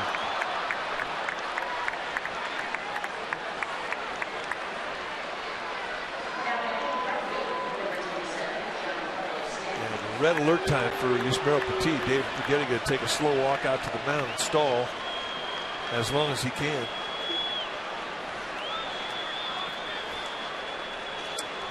And it will allow us a chance to remind you that the next homestand, the Dodgers are coming back to San Francisco for a 3-game series. And the Tuesday, May 19th, Wednesday, 20th game are both 7:15 starts in the final game of the series. Day baseball in the city with a 12:45 start. You need tickets, go to sfgiants.com/tickets. Stanton is struck out, and he's bounced out to short.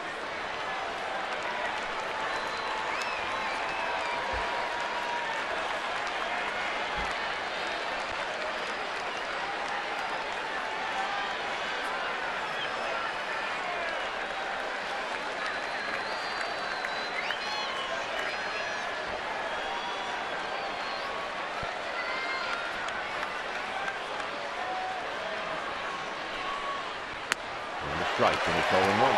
That's a big pitch. And Stanton was not up there looking for a curveball with a 12-6 break.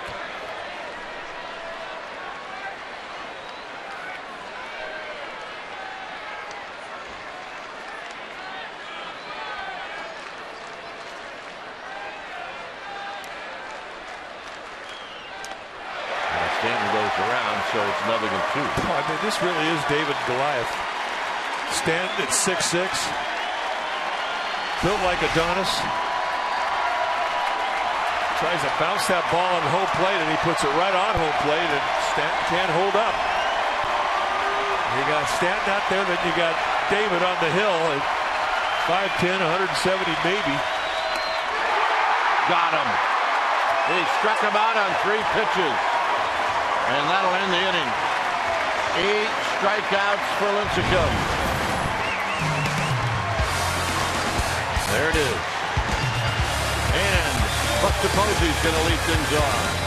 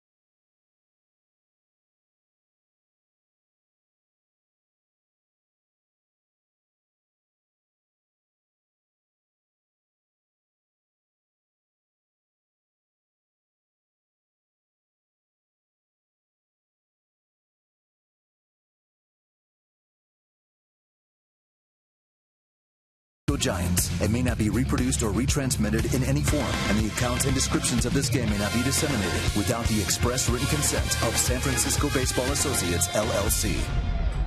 4-0 Giants.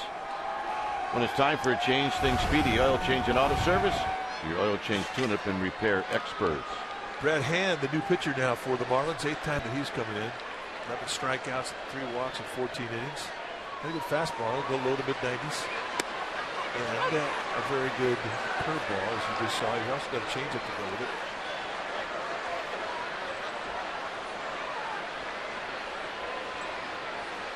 Posey's 2 for 2. Bounces this one off his foot.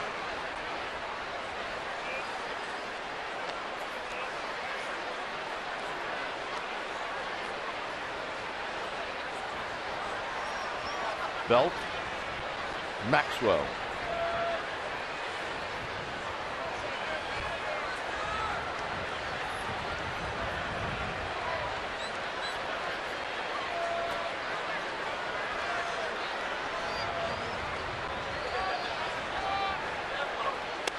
tight. 1 ball and 2 strikes.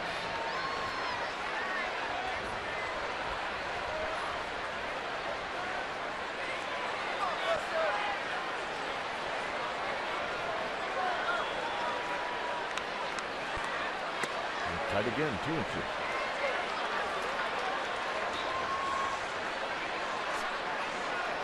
Trying to run that ball with a little cut in on the hands opposing.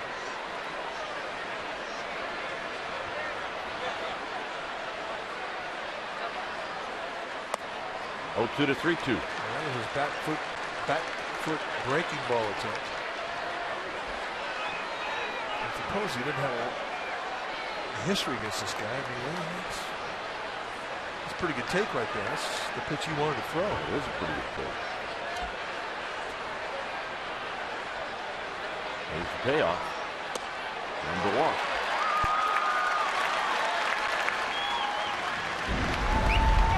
Take a look at the David and Goliath moment. Let's go first pitch, big curveball to steal strike 1. Then he goes down in the dirt and he gets Stanton, big chase. On top of him, quick 0-2, and then another great curveball. See you later. You know what that was? That was a guy at the plate thinking, you know what, I could tie this game up. That's exactly what he was thinking. And in a lot of ways, you can take advantage of a hitter like that, and Lincecum did. Belt takes a strike. Cozart started. He gave up all 4 runs. Gave up 4 runs on 6 hits. Struck out 2. Which is low.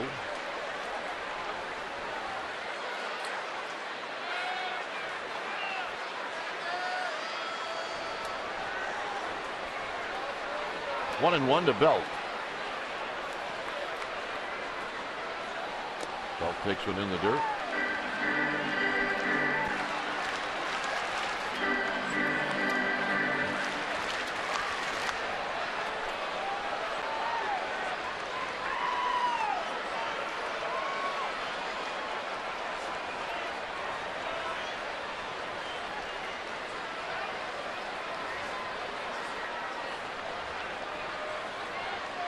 Swinging this time, and a base hit to right field. Posey will put on the brakes. 3-hit night so far for Belt. Stay hot. He is hot, boy. So here's Maxwell.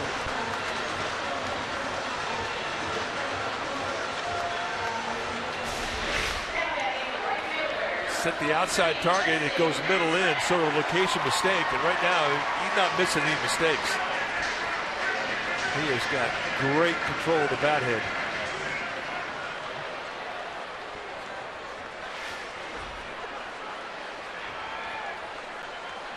Bell started tonight hit 274. He's now hitting 303. Here's Maxwell. Outside to Maxwell. About 8 days ago, he was hitting 174. You used to have to figure it out on your own. Now you just have to look up at the scoreboard. Guys are really good at math back in those days, especially divisions. Having a foul, 1 ball and 1 strike. The Gazintas. Remember the Beverly Hillbillies? Yeah. Jethro Bodine. Yeah. Said he went to school and learned the Gazintas. Yeah. 2 Gazinta 6 3 times, 2 Gazinta 8 4 times. So you're right. If you know your Gazintas, you can be a guy that figures out your batting average. Maxwell way out in front as he pops this one up. This is going to be in the seats. Well, Giants fans, next time you're looking for great seats, get the StubHub, where there are no surprise fees at checkout. That's right, on StubHub, the price you see is the price you pay, and you can do it right from your smartphone. StubHub, the official fan-to-fan ticket marketplace of the San Francisco Giants.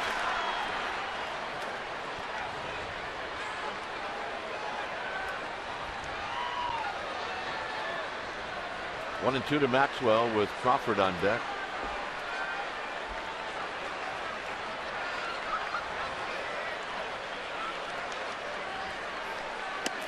Low, 2-2. Maxwell had a 10-pitch walk in the second. It loaded him up in the second. Crawford struck out, but then McGee hit the grand slam.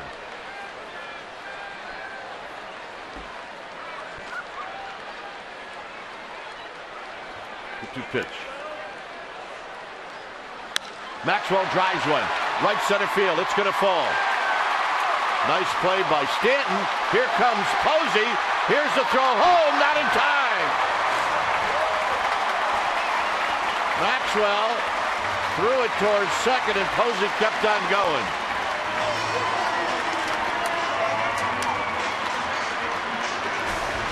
Well, everything about this play is the big leagues. Good at bat. 2 strikes going the opposite way. Here, Stanton short hops a ball. I mean, that's a dangerous play. Gets by him. It is all the way in Triple's alley, and watch Roberto Kelly send Buster Posey home. And that is an aggressive call by the Giants third base coach. Nice play. And it's now 5-0. So here's Crawford, RBI for Maxwell. And Crawford takes low.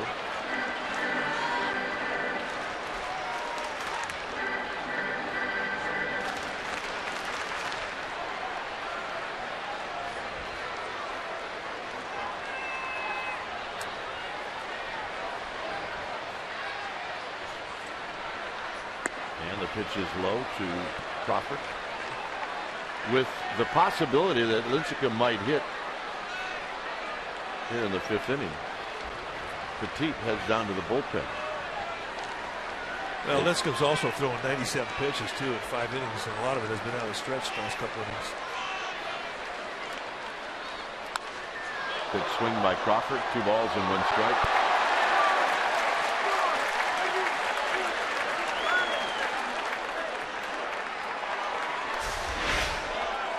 All right, let's take a look at our fan right below us. Nice play.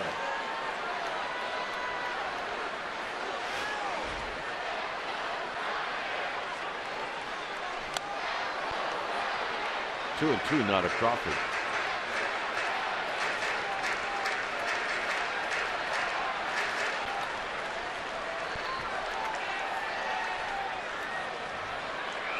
McGee is on deck. McGee is 2 for 2.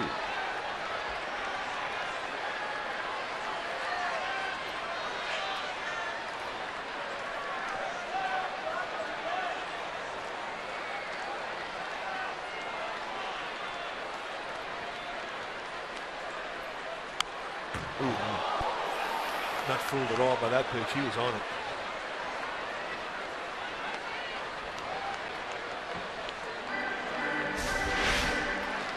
Big curveball just hangs right at the belt.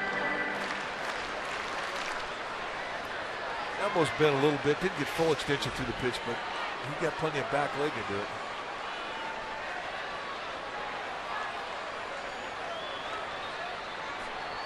Got him. So he changes the grip on the fastball, throws 2-seam movement at it, and runs in, and he gets him to go out of the strike zone.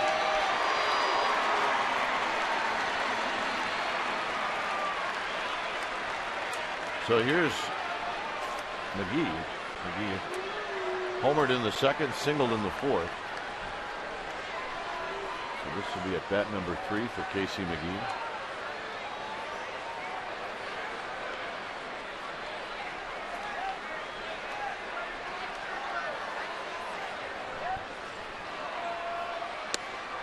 And he looks at a fastball at 95 for a strike.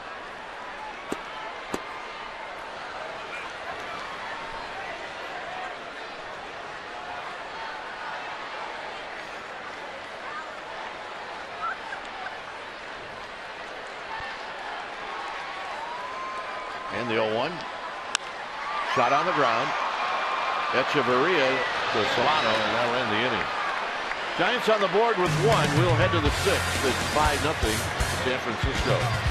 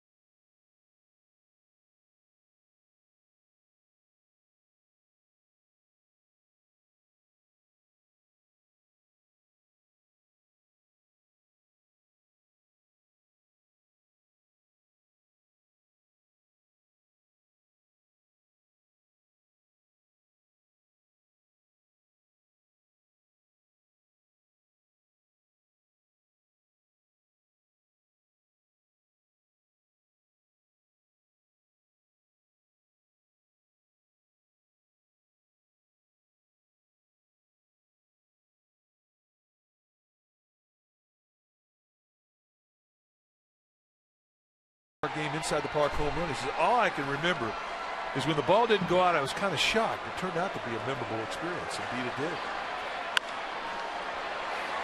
Crawford, off balance throw, right on the money.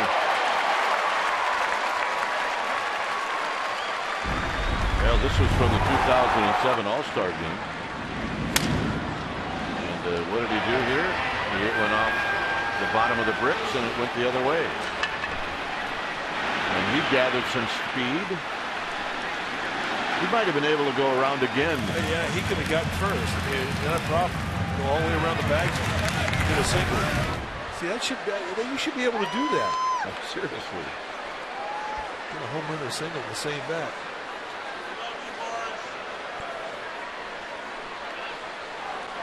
So here's Realmuto, and he takes a breaking ball.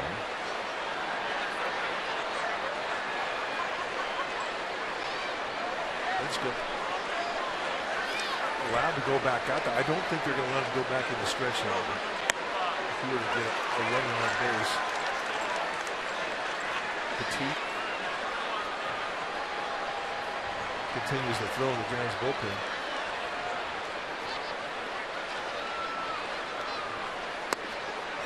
Just a little low. That's pitch number 101.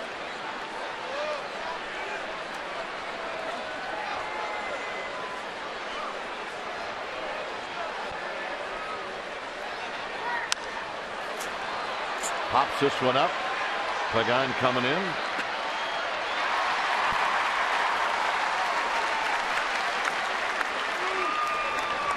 It is Filipino Heritage Night. This was the giveaway. Commemorating the no-hitter from Tim Lincecum, his second no-hitter against the Padres. Tim Lincecum is half Filipino. So a fitting prize for those in attendance on Filipino Night.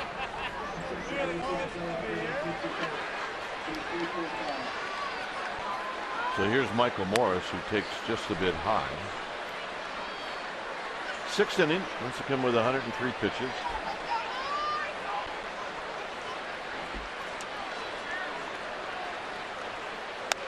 High again, 2 balls and no strikes.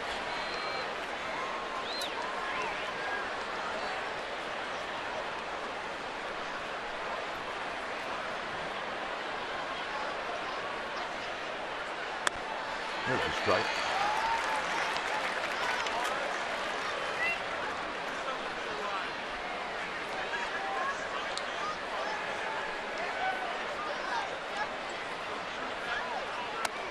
High, 3-1.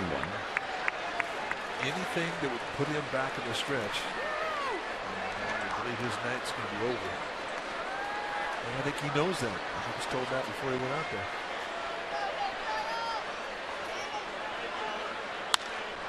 Lincecum spears it, and that'll end the inning. Nice inning for Lincecum. And the pitcher spot will lead things off.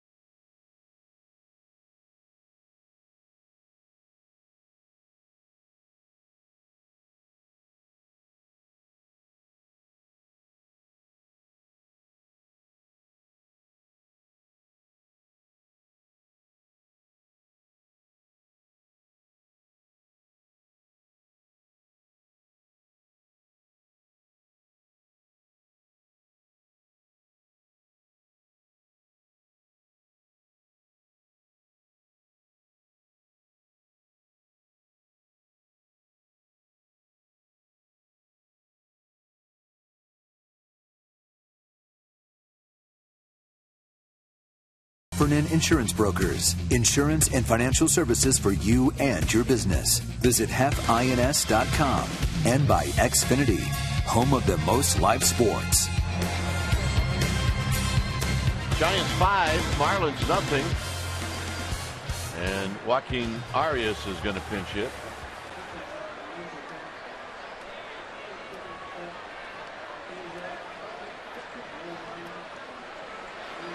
Arias batting for Lincecum. And he hits one kind of off the end of the bat. And Yelich dives and he makes the catch. That's a nice play to take a hit away from Arias. Well, you expect efforts like that from a Gold Glover, which is what he was last year. And this is a Gold Glove play. And that's sinking, coming from out of nowhere. Extends out, watches it right into the sweet spot. And it turns out to be a big league hang with him. He managed to hang on to it. So here's Aoki.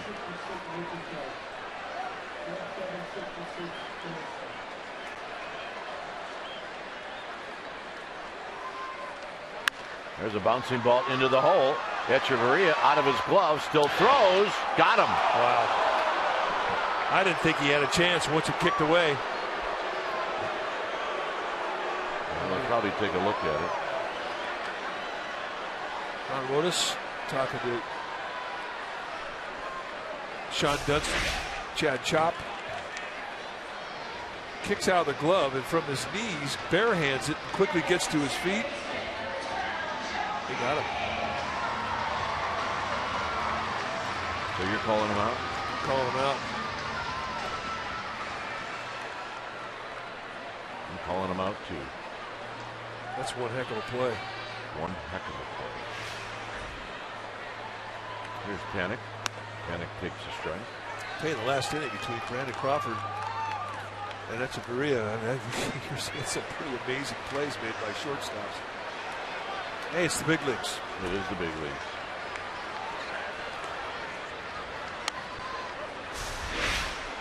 One more look. Just a nice recovery to the bare hand and quickly to his balance point. Gets something on the throw. It just does get Aoki by about 3 inches.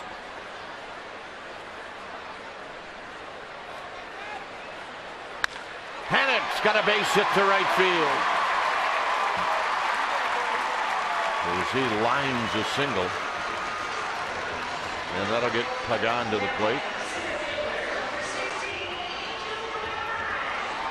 Lincecum night has ended, and there's the final line. No runs. Now that's 2 starts in a row without allowing a run. 14 innings. He's allowed 6 hits. Has no runs. 8 strikeouts tonight. And 7 of those 8 strikeouts were swing and miss strike threes.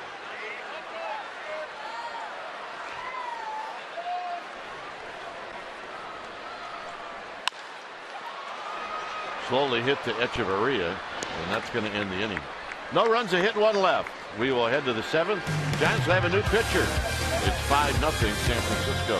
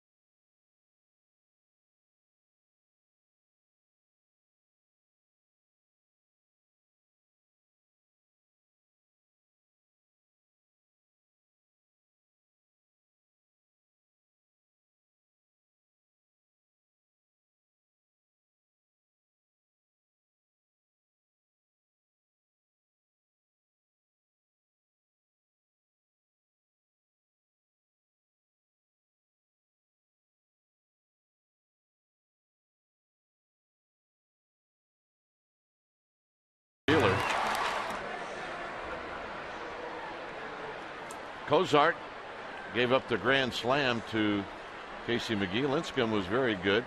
And Brendan Belch 3 for 3 as he continues his hot streak. And here's Yasmero Petit.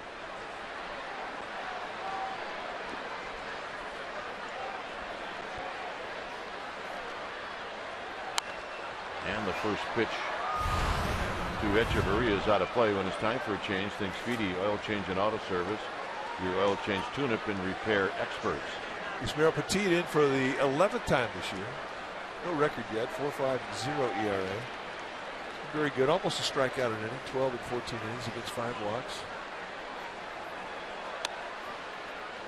Not going to see a lot of velocity. Not the same as what you saw with Lincecum, high 80s. Occasional 90, but he will shave the strike zone.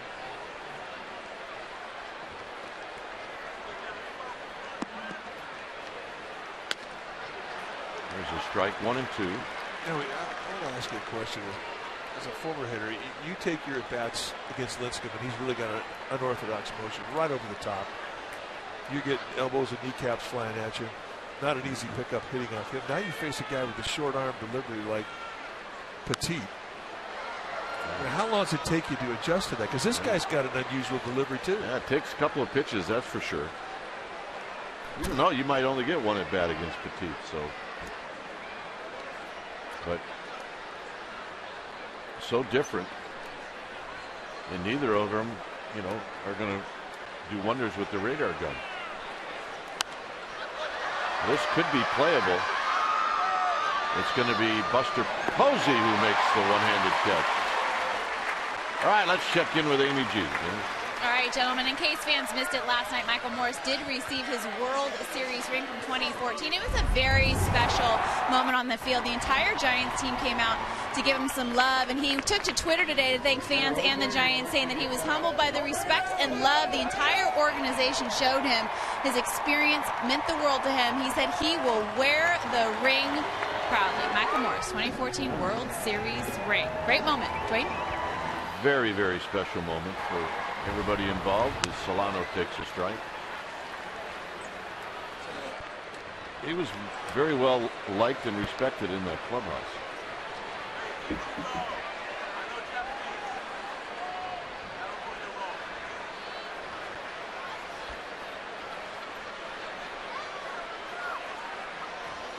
Solano takes a pitch wide. He's 0 for 1. I think one of the highlights of that whole scene out by home plate before the game yesterday was when he got the ring and all of his ex-teammates were yelling at him to open up the box and take a look at it. I mean, they wanted to see the look on his face when he saw the ring. I mean, the gag would have been is to put the $2 watch in there, right? The $2 ring. The giveaway for opening day, yeah, that'd be a good one right there.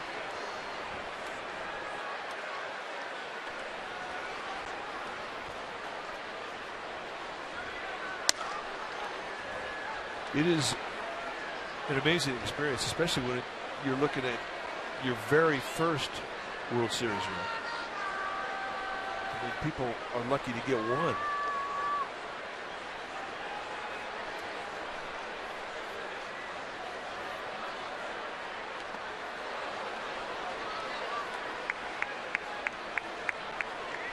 And from a player's perspective, I mean, it is validation. You were a champion at some point in your career. You know, a lot of players don't wear them as players, but when they're retired, they wear them.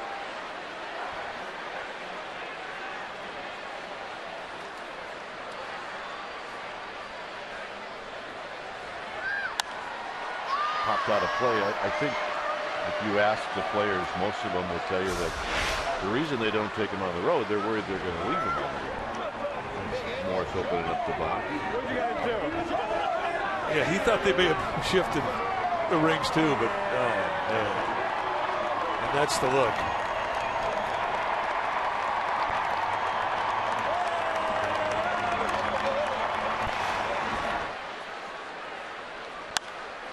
And another pop-up out of play on another 3-2 pitch.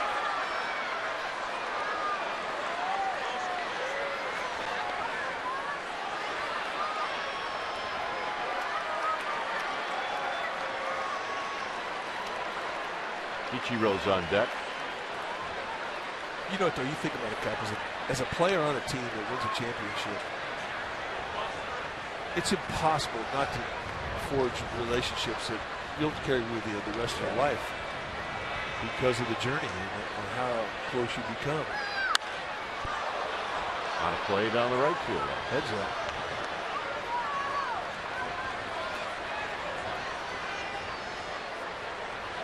Nice. I mean, he handed over like he was proposing.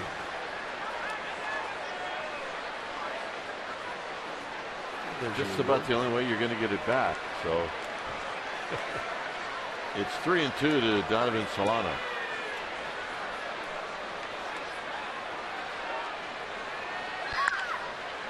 McGee has it at third.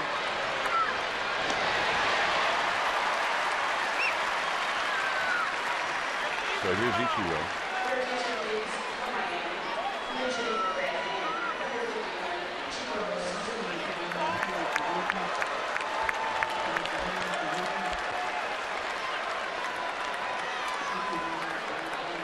Ichiro started last night, and he went 1 for 5. He comes in hitting at 286.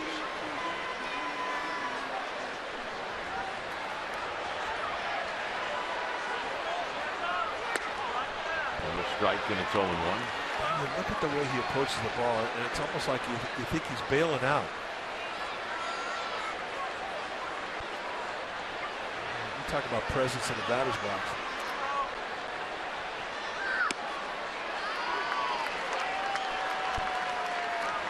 That's a quick 0-2.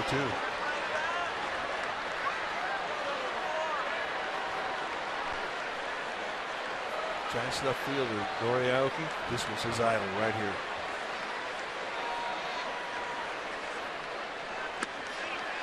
Very close, 1-2. Made Ichiro think. There's Noriaoki. So it was his dream to someday meet Ichiro. He did, of course. But I still believe it's a thrill for Aoki to be in the same field with Ichiro. He'd like to catch this line drive right now.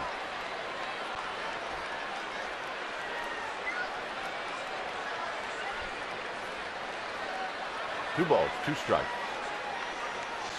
7th inning. Up the middle. Panic. Got him.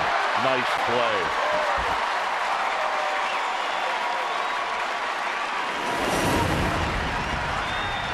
Michael Morris says thank you very much. No, we thank you, Michael Morris. It's 5-0 Giants.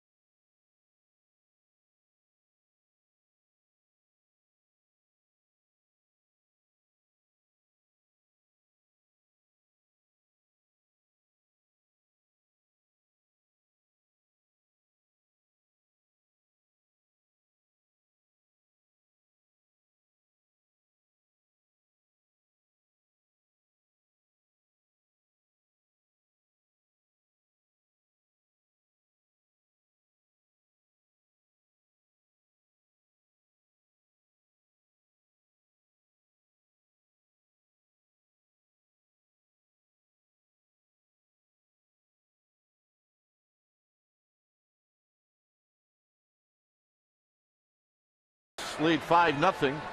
When it's time for a change, think Speedy. Oil change and auto service, your oil change tune-up and repair experts. The pitcher now for the Marlins will be the right-hander Nick Massett, another guy that throws mid-90s with the fastball. Big curveball and a split. Go get him. See, his numbers are good. And Buster Posey takes wide. Buster's been on base 3 times tonight. He scored twice, 2 singles and a walk.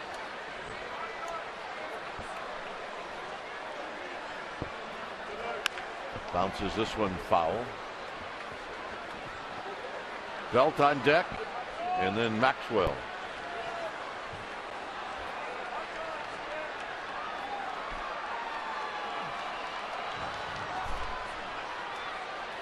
Waiting for Yelich, who had to retrieve something on the warning track. We just know it wasn't a beach ball. That's a fact.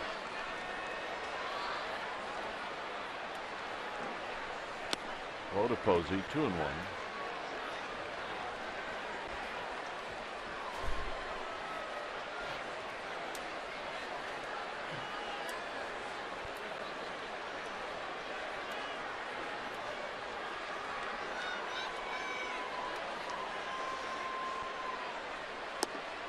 Three balls and 1 strike.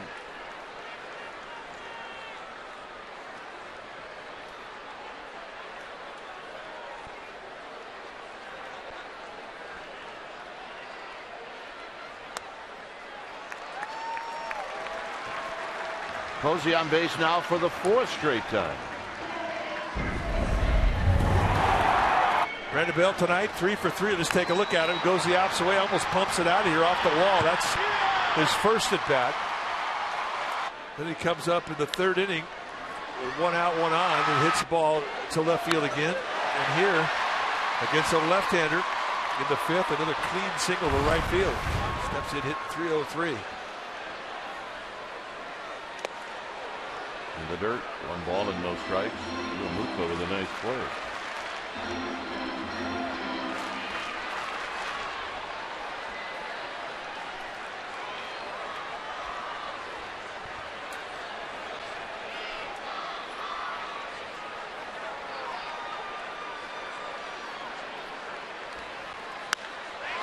Off the glove of Morris.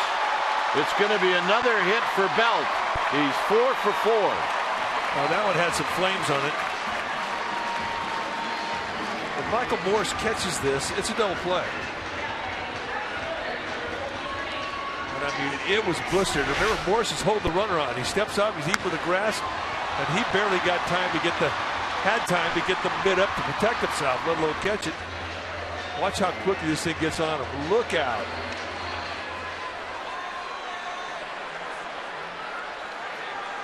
Wow. That's a dart. So here's Maxwell. Maxwell's 1 for 2.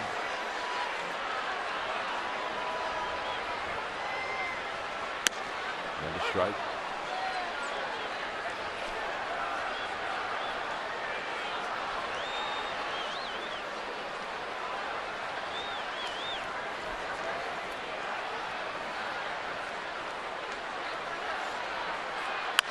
Bouncing ball off the end of Prado's glove. Here comes Buster Posey. Yelich's throw is late.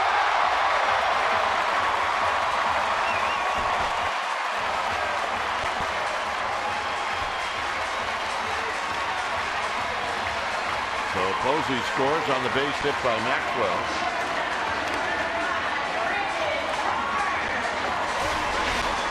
Game of inches.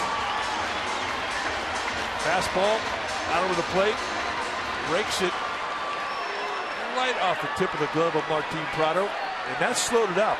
If he didn't touch that ball, they don't send Posey. And an easy score standing up for Buster Posey. So here's Crawford. Look at it.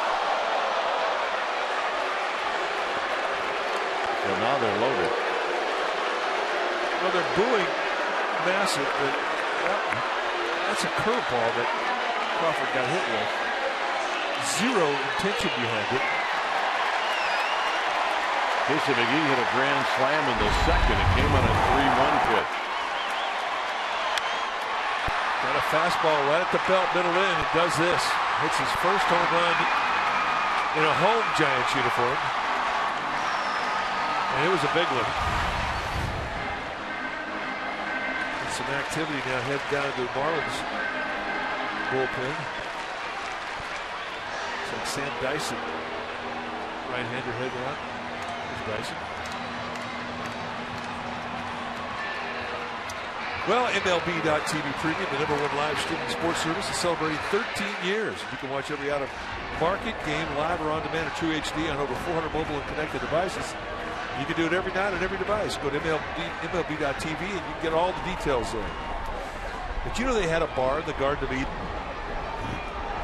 You mean the one in center field here? Yeah. So here's McGee, 2 for 3. Foul at the plate, no balls and 1 strike.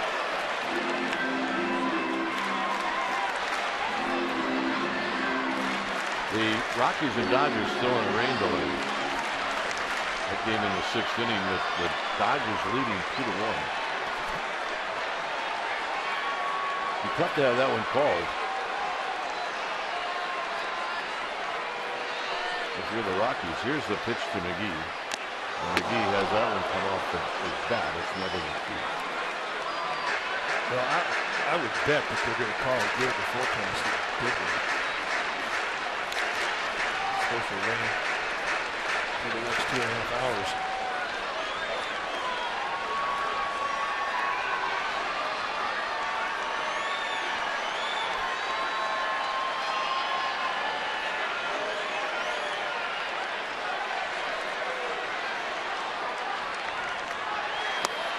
Once in a while, your fans might realize our talents go way beyond blood pressure. That's true. We can give you a weather report in Denver. When we were in St. Louis last year, the guys at the grounds crew for the St. Louis Cardinals turned us on to an app. And he fouls it back. Called Rain Aware. Because we were noticing that the St. Louis grounds crew, they were getting the tarp out, get it out, and all of a sudden, boom, it would rain. And then we're looking at the blackest clouds up there, and they're taking the tarp off, and whoop, 10 minutes later, the sun's out. We're thinking, how do these guys know? And they were using this app. Yeah. They coughed it up finally. 1-2 pitch. Here it is to McGee. And McGee takes low, 2-2. Rain Aware. Rain Aware. It's $49, but well worth it.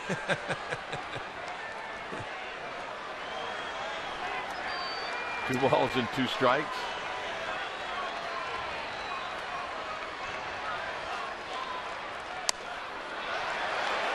Well, here we are. 3-2 count, bases loaded. Remember what McGee did in a 3-1 count and to get it in situation. He torched Jared Cosart for a grand slam. And he's going to get challenged here. Or at least he should. This should be in the strike zone.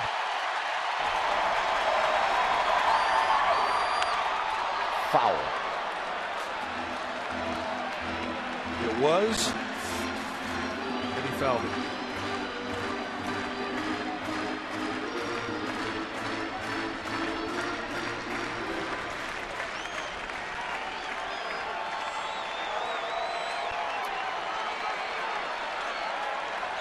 Three and 2, bases are loaded.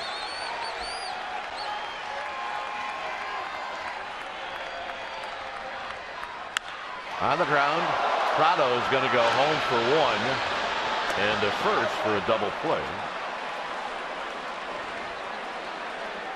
So McGee hits it hard. There isn't any doubt about that. And it was a nice play. So 2 outs, and here's Petit.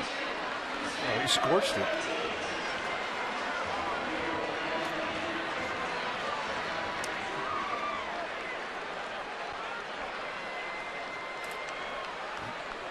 That ball was hit so hard. Prado at third base, I mean, he didn't have a lot of range. That ball was right at him. That was self-defense, catching that one. Petit to Echeverria, and that's going to end the inning.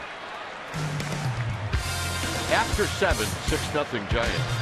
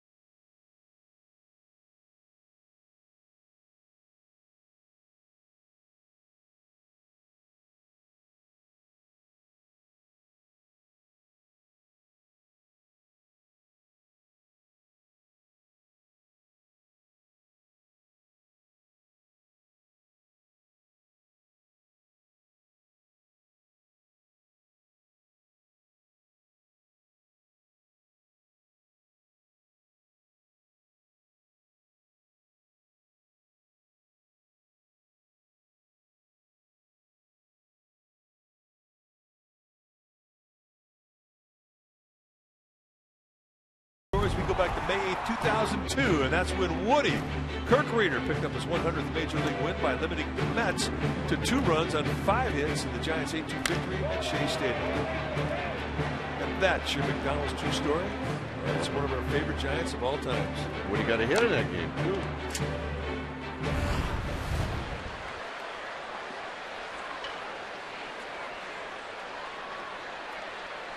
Here's Yelich. Yelich goes the other way, foul.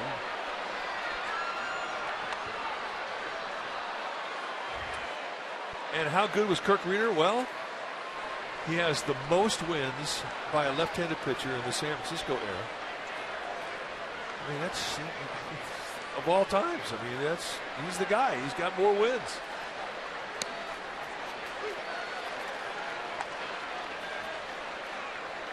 But Woody, Madison Bumgarner is right on your heels. He's coming. And we know Kirk Reeder's watching. You don't think he's dumped us for the Cardinals? No. Reeder was raised a Cardinal fan in Hoyleton, Illinois, which is about 45 minutes from St. Louis.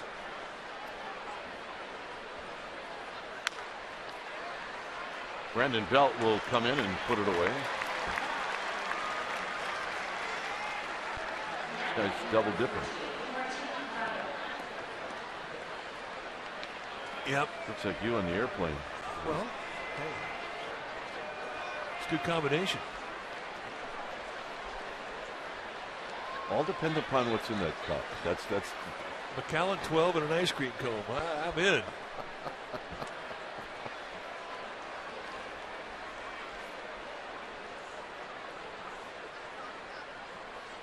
Well, see, the problem with that is there isn't a hand for a napkin. And that's where if you work together for a long time, it's, hey, partner, you don't mind wiping this off, will you? Yeah, not a problem. Yeah, you're a good partner. I appreciate the times you've done that. You got to concentrate. No time for a napkin. Yeah, napkins are for moms. Yeah, see, that's instinct right there. Yeah. Napkins are not good. That guy did pretty good, man. Rather than having to deal with this, he just stole it. He said, I can do it. Yeah, there you go. You guys are going at it too hard.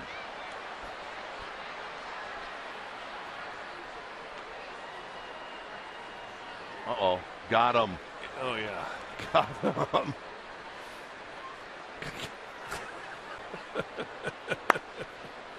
Oh, do I remember those days? Yep. You can fish in there for a week, you know that? Oh, it's still fine stuff.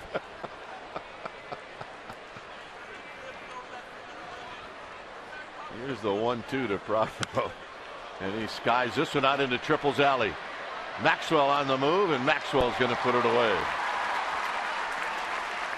Stay tuned immediately after Giants baseball for Eastern's Giants postgame live. You get highlights, you get reaction, and you get analysis. It's all coming up right after the game. See, you use it, and then it becomes a rally snot rag. Hey, Dad, how you like this? And then Grandpa calls and says, hey, you guys are on TV.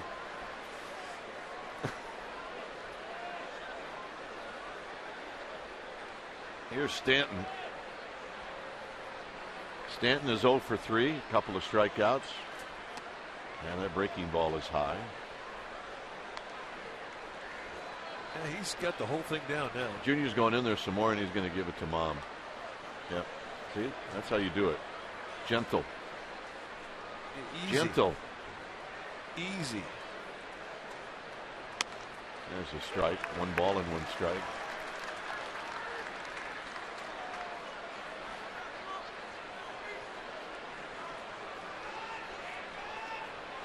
We are in the 8th inning. 6-0 Giants.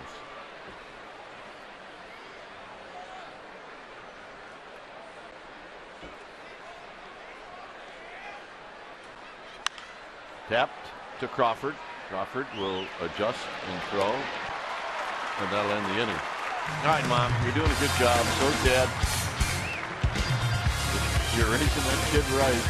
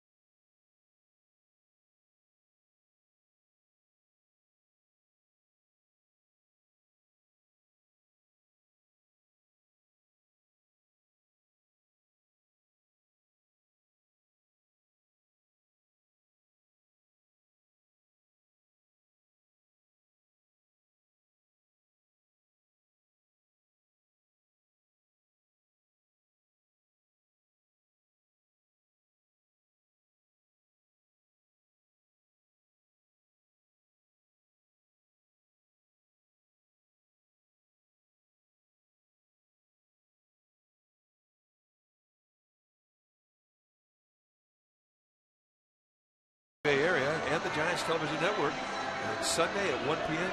Giants pregame live at 12:30. You'll see it right here on Comcast Sportsnet Bay Area. And tomorrow it's going to be Madison Bumgarner taking on the right-hander David Phelps. And for the finale on Sunday, Ryan Vogelsong taking on Matt Latos. A couple of right-handers going at each other, so join us if you would. When it's time for a change, think Speedy. Oil change and auto service, your oil change tune-up and repair experts. So a maintenance inning for Steve Cishek, the closer for the Marlins, and this is what he has done. He's got rocked around a little bit, and this guy's got some really big-time funkiness. Sinker slider guy. Down the left field line. Aoki with a base hit, his first of the night. It's going to roll up against that wall, and that's a double.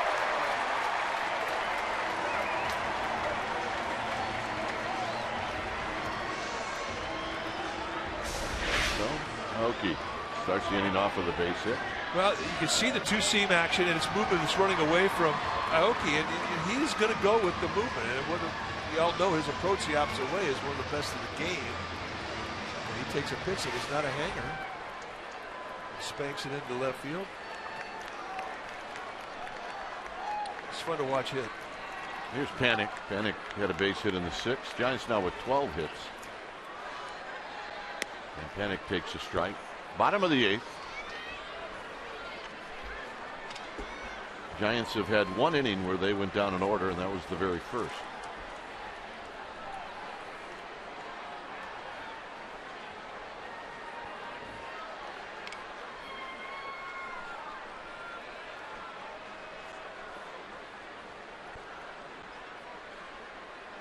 Outside to Panic. See that velocity right there. That's 91 miles per hour. That's what really sets him apart from other sidewinders. He's got some velocity on it, some weight to it. Also got the sliders we talked about. He'll also throw a split finger fastball at you. He likes to use that with lefties. Bounces this one to Morris. Panic is retired. Aoki goes to third. And here's Pagan.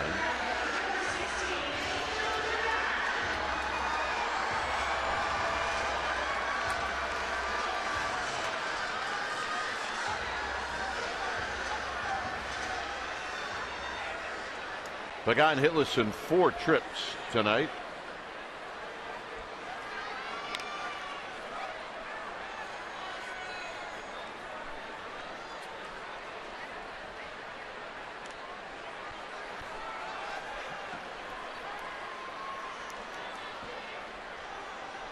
And he rolls this one foul as he gets a piece.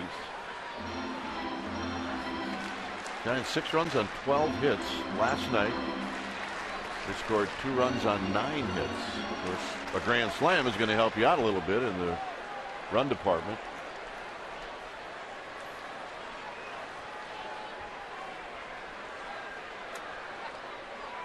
Outside, 1 ball and 1 strike. 1 out, and Aoki at third.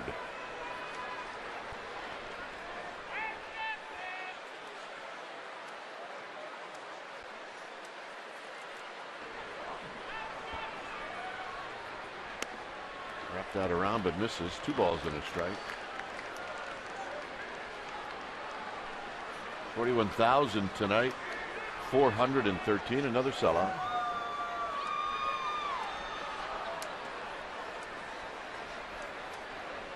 Pagan asked for time.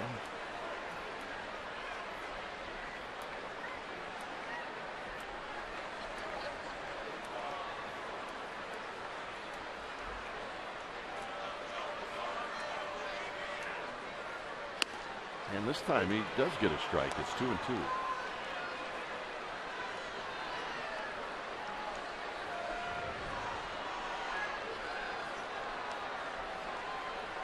Just working that outside corner and Xing it with movement. Sinker's running away, and then backdoor breaking balls coming back into the strike zone.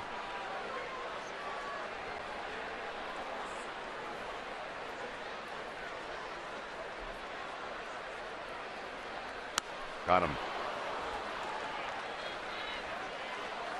Warriors playoff Central pre and post.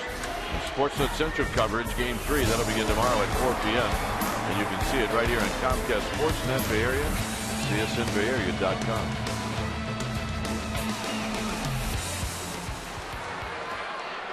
Two outs. Here's Buster Posey.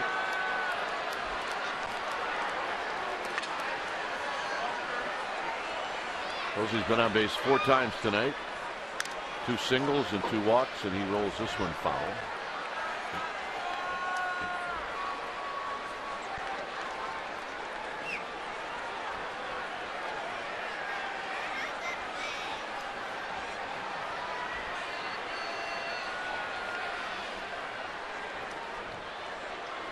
And tight to Posey. I think what Barry Bonds is talking about.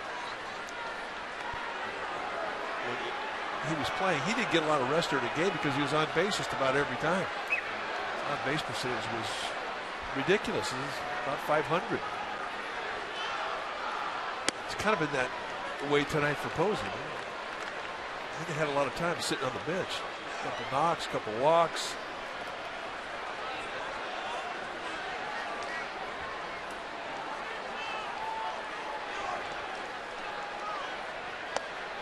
3-1.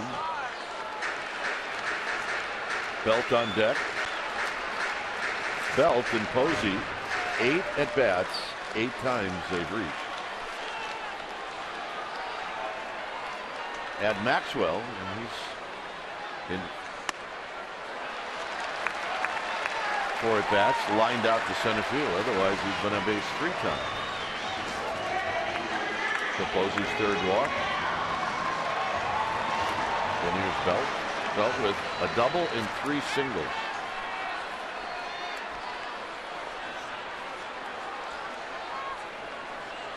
The way he's swinging the bat right now, the league's going to start taking notice. Posey's going to start getting a few more strikes.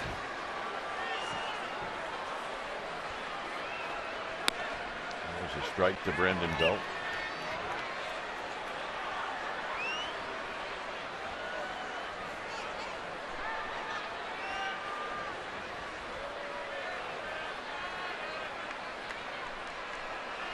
Swing and a miss. Nothing in 2.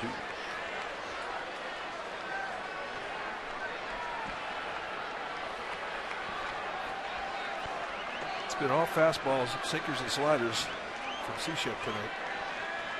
I've not seen the split.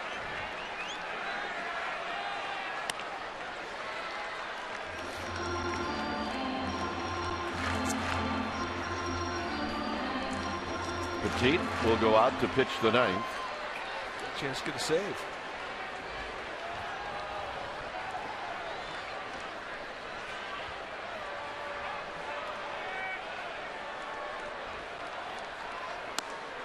Got him. Belt retired for the first time tonight. 9th inning coming up. Giants 6, Marlins nothing.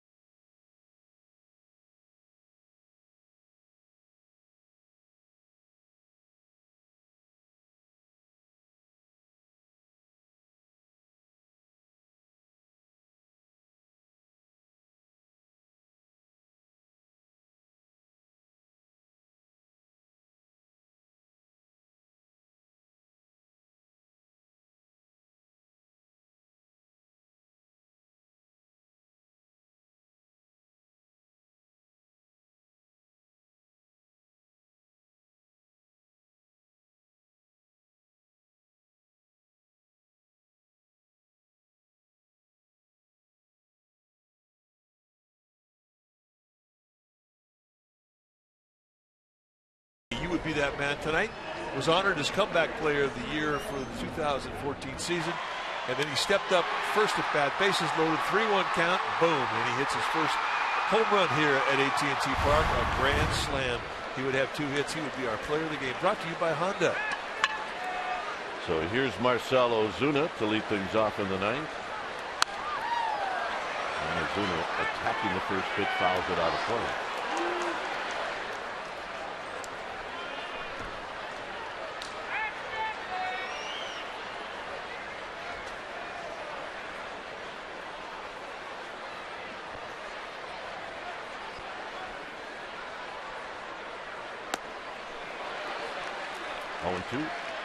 Just type of the slider there, Ozuna could not roll off of.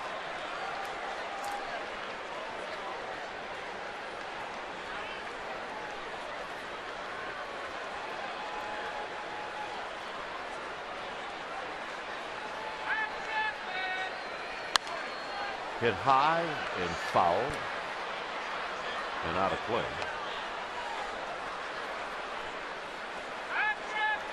Now don't forget to check out Sportsnet Central tonight, right after Giants postgame live, right here in Comcast Sportsnet Bay Area.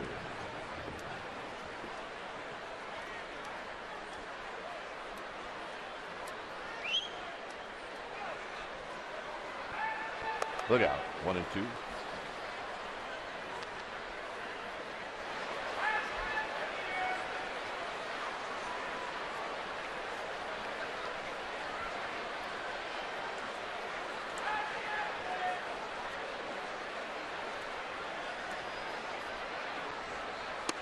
Got him. That slide is lethal. Ozuna's not picking it up. First strikeout for Petit. See the spin. Just not a big slider. It's got a downward bite. It's just a nice, late, tight little snapper that he's got excellent command with. Can't throw better 2-strike pitch than that.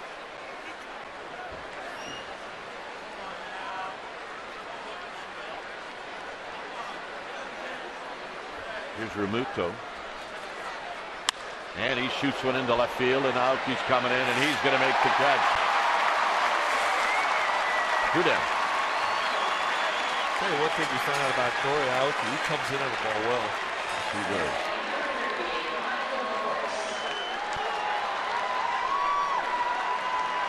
Talk about Yusmeiro Petit has a chance for a save here with only the last 3 innings of the ball game. The last time that happened was when Guillermo Mota did it. Mota did it against the Tigers in 2011.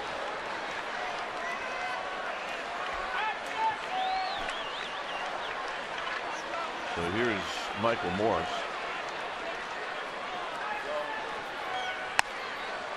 Morris pulls up.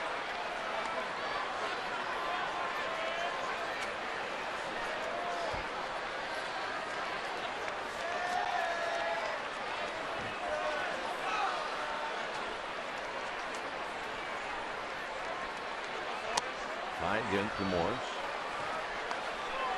Michael Morris tonight is 0 for 2. He drew a walk off of Lincecum in the second.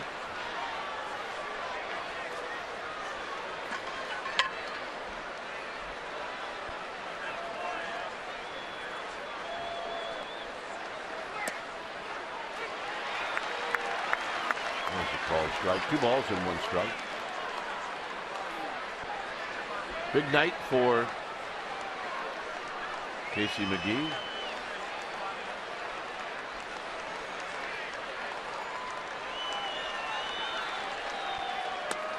Just outside 3 now.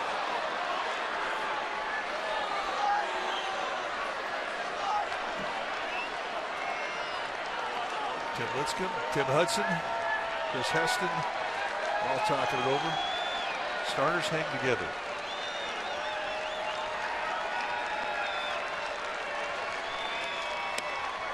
And the walk.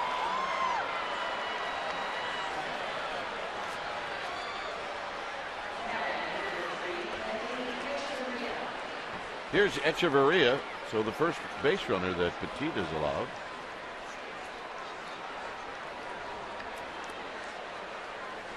Echeverria is 1 for 3.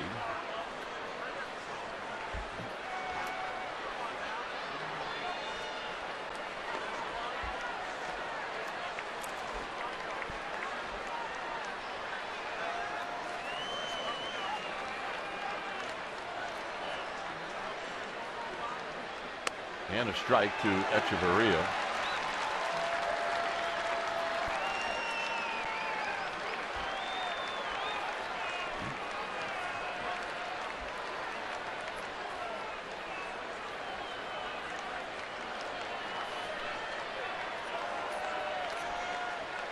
Morris is going to go, and this is foul back.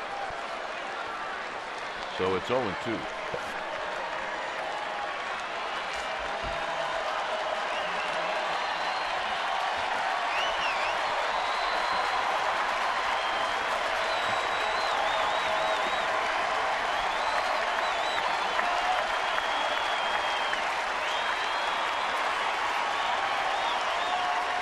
Chance to end the ball game on a strikeout.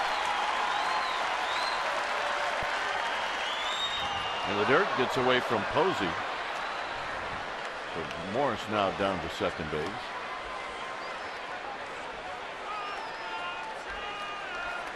And Buster Posey is going to say, hey, enjoy this. This is a good moment. Don't hurry it. Don't rush your rhythm. There is no better feeling to be the guy out there in the middle of the diamond when a ball game is over and your team has won.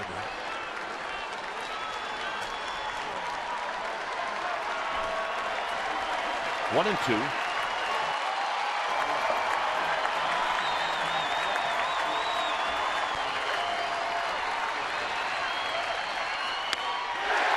Got him, and that's the ball game. So the Giants take game 2 of this series, and with this win tonight, they're now 6-2 on this homestand. And tomorrow night they got Madison Bumgarner, but about this game, another nice outing for Tim Lincecum. Well, it was a stop job. The Giants hit the skids here in the last couple ball games. A lot of hits. Really, the pitching was not what we had seen the previous week, but tonight Tim Lincecum steps in and absolutely shuts down a very hot offense, and that's a big win for this club. So the Giants behind Tim Lincecum and Casey McGee win tonight, and the final, Giants 6, Marlins nothing. Thanks for joining us. Stay tuned. East Giants postgame live with interviews, and the wrap starts right now.